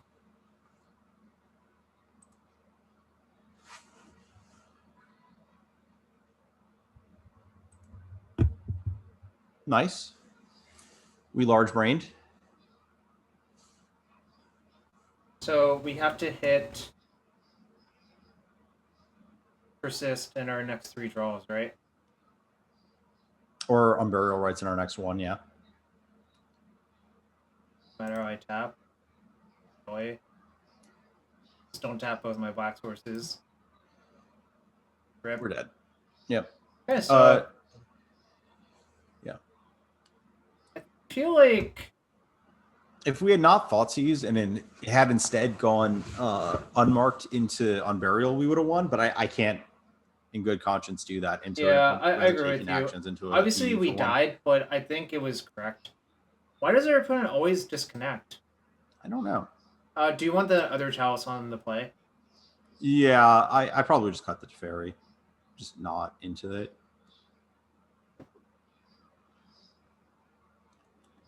I don't think you want a bunch of dams. I think this is fine. Oh yeah, pro players restart moto between games. I guess I'm not pro anymore then. I guess I'm just a noob. I understand that. I was being facetious.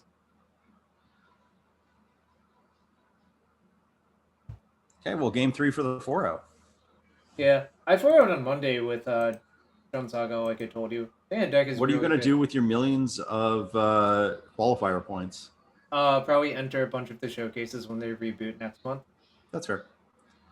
Is Rivalry insane? Yeah, I don't think this card does anything. Yeah, it's only good if they're on like the platings. I think that too often their like hammer draws are going to do something else.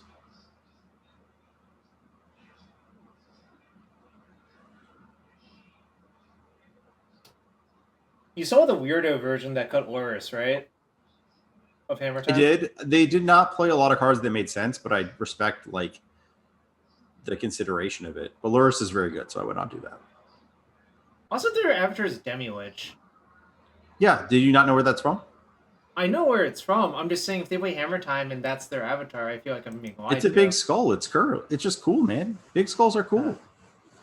Historical for everybody. I kind of want to keep this, but I'm not entirely sure.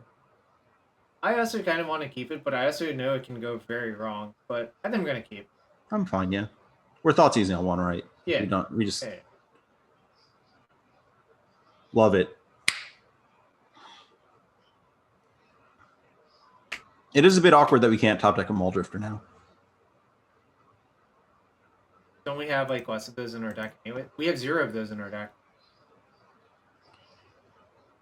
Interesting. I think I should take Memnite, honestly. Maybe not, actually. It's between Memnite and Path, right?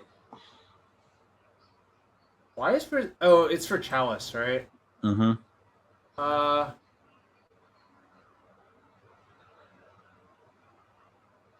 I'll just take Path, actually. We have Teferi. I would take Memnite. Okay. I think. Like, Teferi's just going to let us play around Path by instant speeding the Persist. Oh, I see. Yeah, we'll just get both fights at that. Well, on 6 cards, do you mulligan that? No. Yeah. It's like a reluctant keep, I think. And I think you should go to 5, actually. All right. We've looked at all of the angles. I don't think it's horrific. Or let's rephrase. I do not think keeping it is like blatantly incorrect, but I think it is incorrect.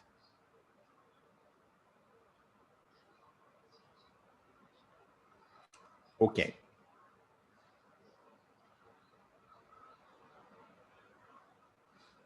Land go.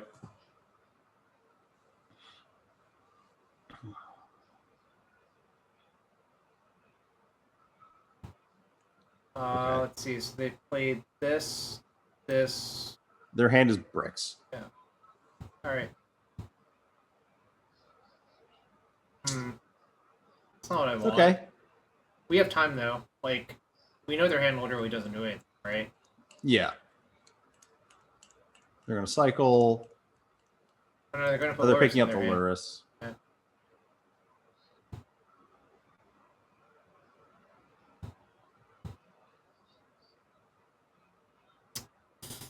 This has gone downhill, Ari. It really has. What should I do now? I don't think you want to fire an ending, right? I might just kill the hammer because of pure still, right? I guess you could do that.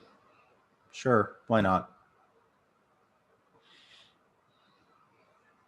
What are the Mulldrifter's energies in this deck? It's just a divination. Also, it's something that's nice to persist when you don't have an Archon lying around. Yeah. basically it. This is pretty bad. This is quite bad. Why did they play that hammer out? I don't know. Fear. Land go. Yeah. I think I'm just priced into casting Mending end step. Agree. We have 1 dam in our deck. Yep.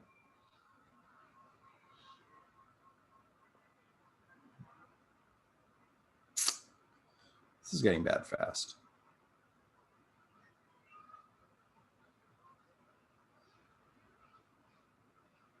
So am I supposed to Fetch just... Island. I was thinking fetch planes because if we draw dam, right? Oh, I want the counter spell. We'd have to draw dam and then like a land that can't fetch. So yeah. All right.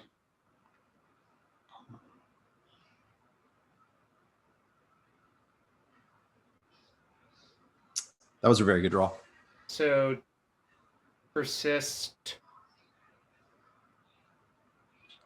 Just discard 2 persist, probably, right? I think so too. Yeah.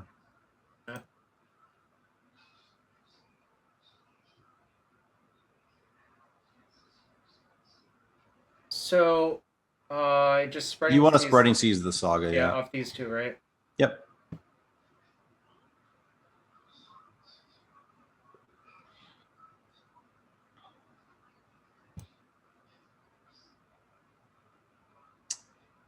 You still want to, yeah, play the Mystic Gate. Yeah. This is like your dire, but not untenable, right? No, this got good for you actually. Like, not great, but good.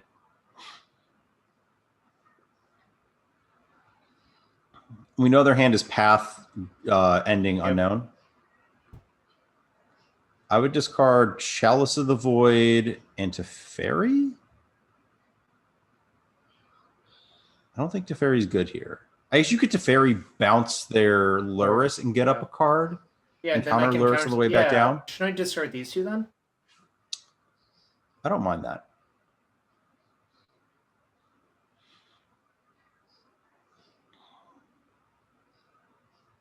Punished. Oh well. Are you thinking of fetching a basic? If so, why is it not an island? Yeah, I'm gonna fetch a basic. I'm just so I should fetch tap like this and fetch island. Yeah. Tap like that with polluted delta up. It gives you flex if you draw something else, right? Well, what if I draw the island, right? I'm over it. Well, which one are you over? I would rather have the ability to draw a like black spell, maybe depending on how they split their Teferi stuff. I guess I don't know. All right. We're not going to draw the island. You're right. God damn it, Ari. You're right. We literally did not draw the island. Also, our Teferi is not long for this world either, so probably not. That's bad. Back. I feel like we're slowly bleeding out, unfortunately. Yeah, this is not a great spot anymore.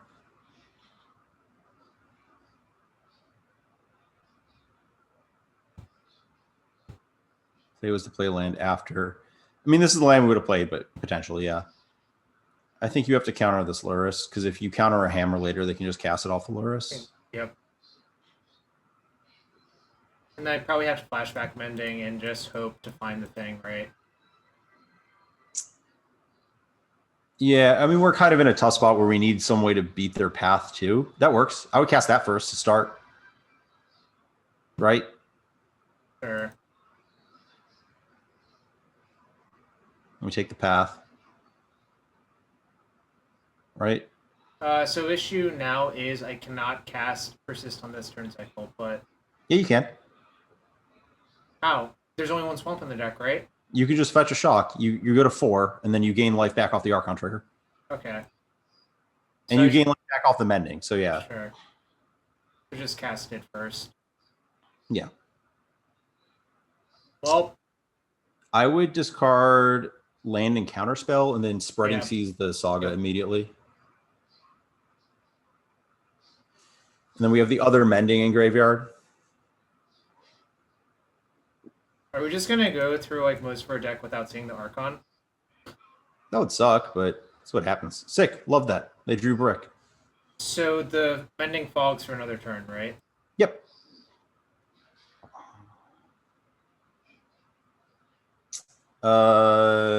Graveyard Mending over Hand Mending, tapping Mystic Gates. Plains there was. Island, I think, right? Agree. Okay. Okay. Discard land Archon. Yep. And yeah. And hope they don't draw a hammer on this turn. Yeah, play the fetch. Play the fetch land, right? Yeah. Okay. If they draw a hammer, we die. If they don't draw a hammer, we're okay. 7 outs. That's bad. That's pretty bad, yeah. I'm out. Yep, that's fine. We're at 8. Am I supposed to cast this right away? Like, no, I think 1, 2, 3. We're not supposed to take the shock. We're actually building up to cast our next Archon. 1, 2, 3, 4, 5, 6, 7, 8. So I should just fetch a top shock land, right? Yeah, exactly. Um. Black. We only have 1 black. Okay. Yeah, you're right.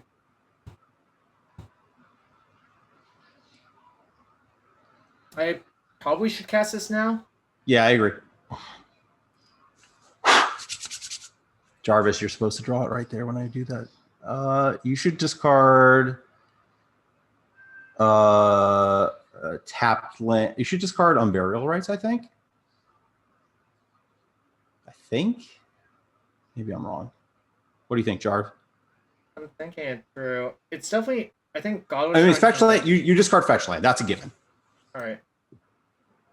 Have you played a land this turn? No.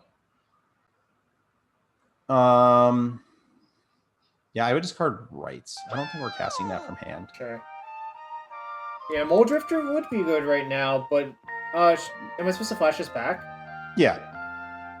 If you hit Archon Reanimate, then that's it. But do you know their last card is Prismatic Ending?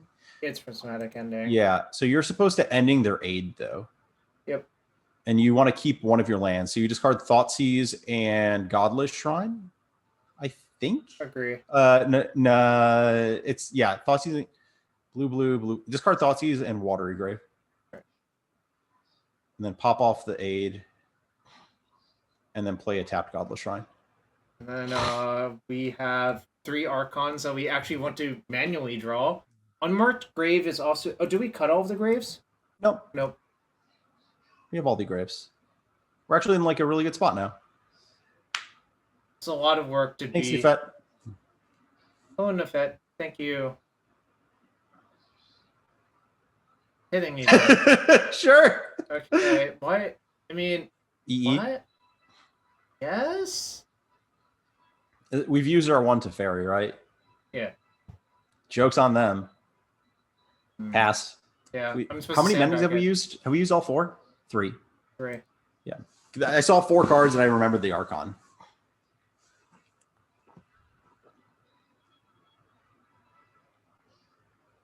This is a wild game. It's like they fill their deck with a lot of cards that don't do the primary thing. All right. Bang. We've really had the full experience of playing this deck. I agree. We've had this is like, if you are going to sign up for this deck, this is literally what's going to happen to you. You're going to go through this exact sequence of stuff over all your matches. I accept your offering. You think it's correct to sacrifice that one? Yep. It's Siege Rhino, but better. Just play tap Darkspec, right? No, you don't. I don't think you want them. You don't think I want the land? Yeah, no. I think you just want to if you draw a mending to be able to bin 2 lands. That's what I was trying to translate what you meant, but the only counter argument is that mending. No, not enough cards. I was gonna say you could play land here, land next turn, and then mending, but then you're out of cards. Sold. Next FNM, I'm going to have to bring this. I see. Yeah, no, it's great. It's really a blast. All right. 4-0. 4-0, chat. 4-0. Yeah, this deck's great. I don't really know what to say. It's really awesome. I have back-to-back 4-0s with completely different decks. Jarvis, you're undefeatable. I beat the same person in both of them playing completely different decks, which is kind of funny. Yeah. This is the most deck I've ever seen. My favorite is against the Azorius decks where they bounce your Archon with Teferi, and you're like, oh wow, I just drew a bunch of cards, and now I get to discard this to Mending and reanimate it again.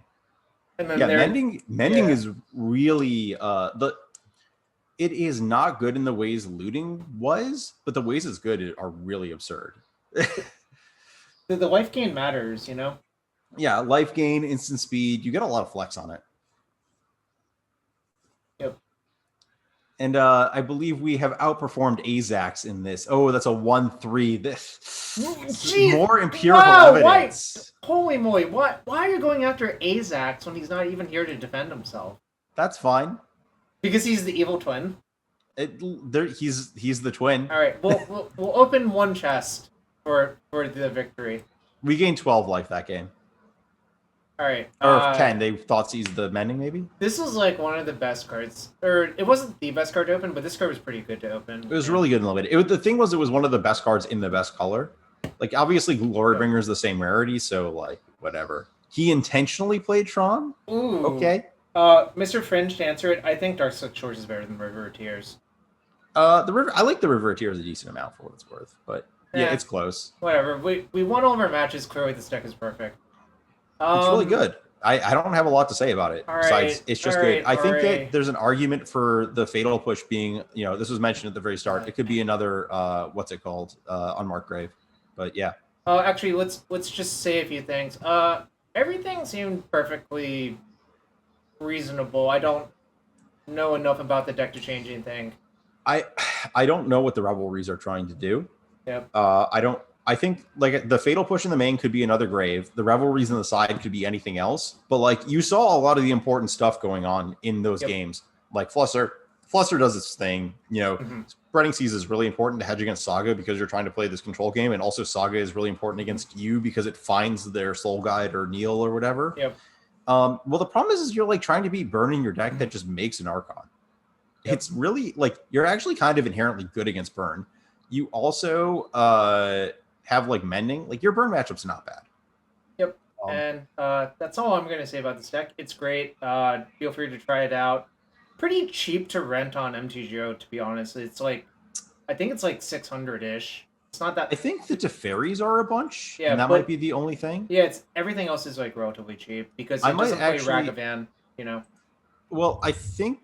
Let me look this up because I actually am debating whether I should have this deck. The EE and the Chalice in the board are some amount. Sure.